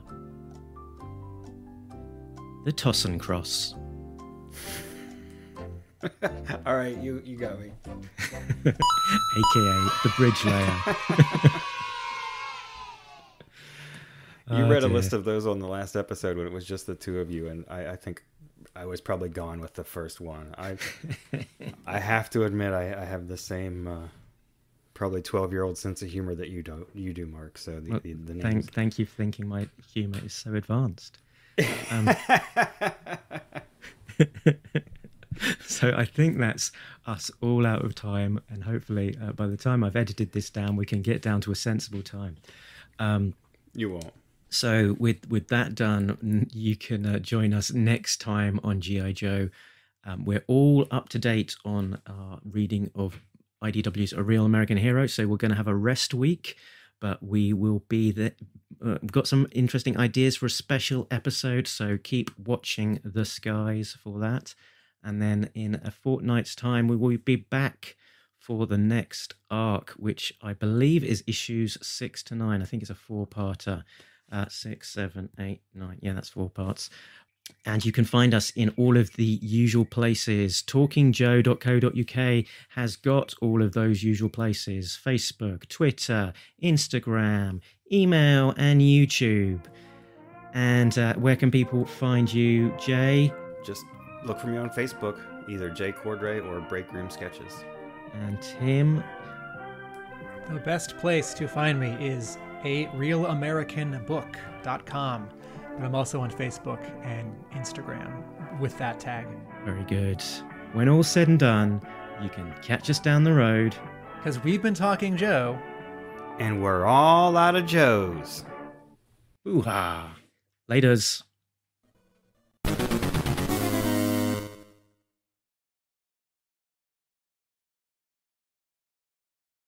Yes, get us out of this rabbit hole, Mark. I'm complaining about coloring in comics, and it'll be hours before I stop. Did we lose Mark? Tim, are you there? Did we lose me?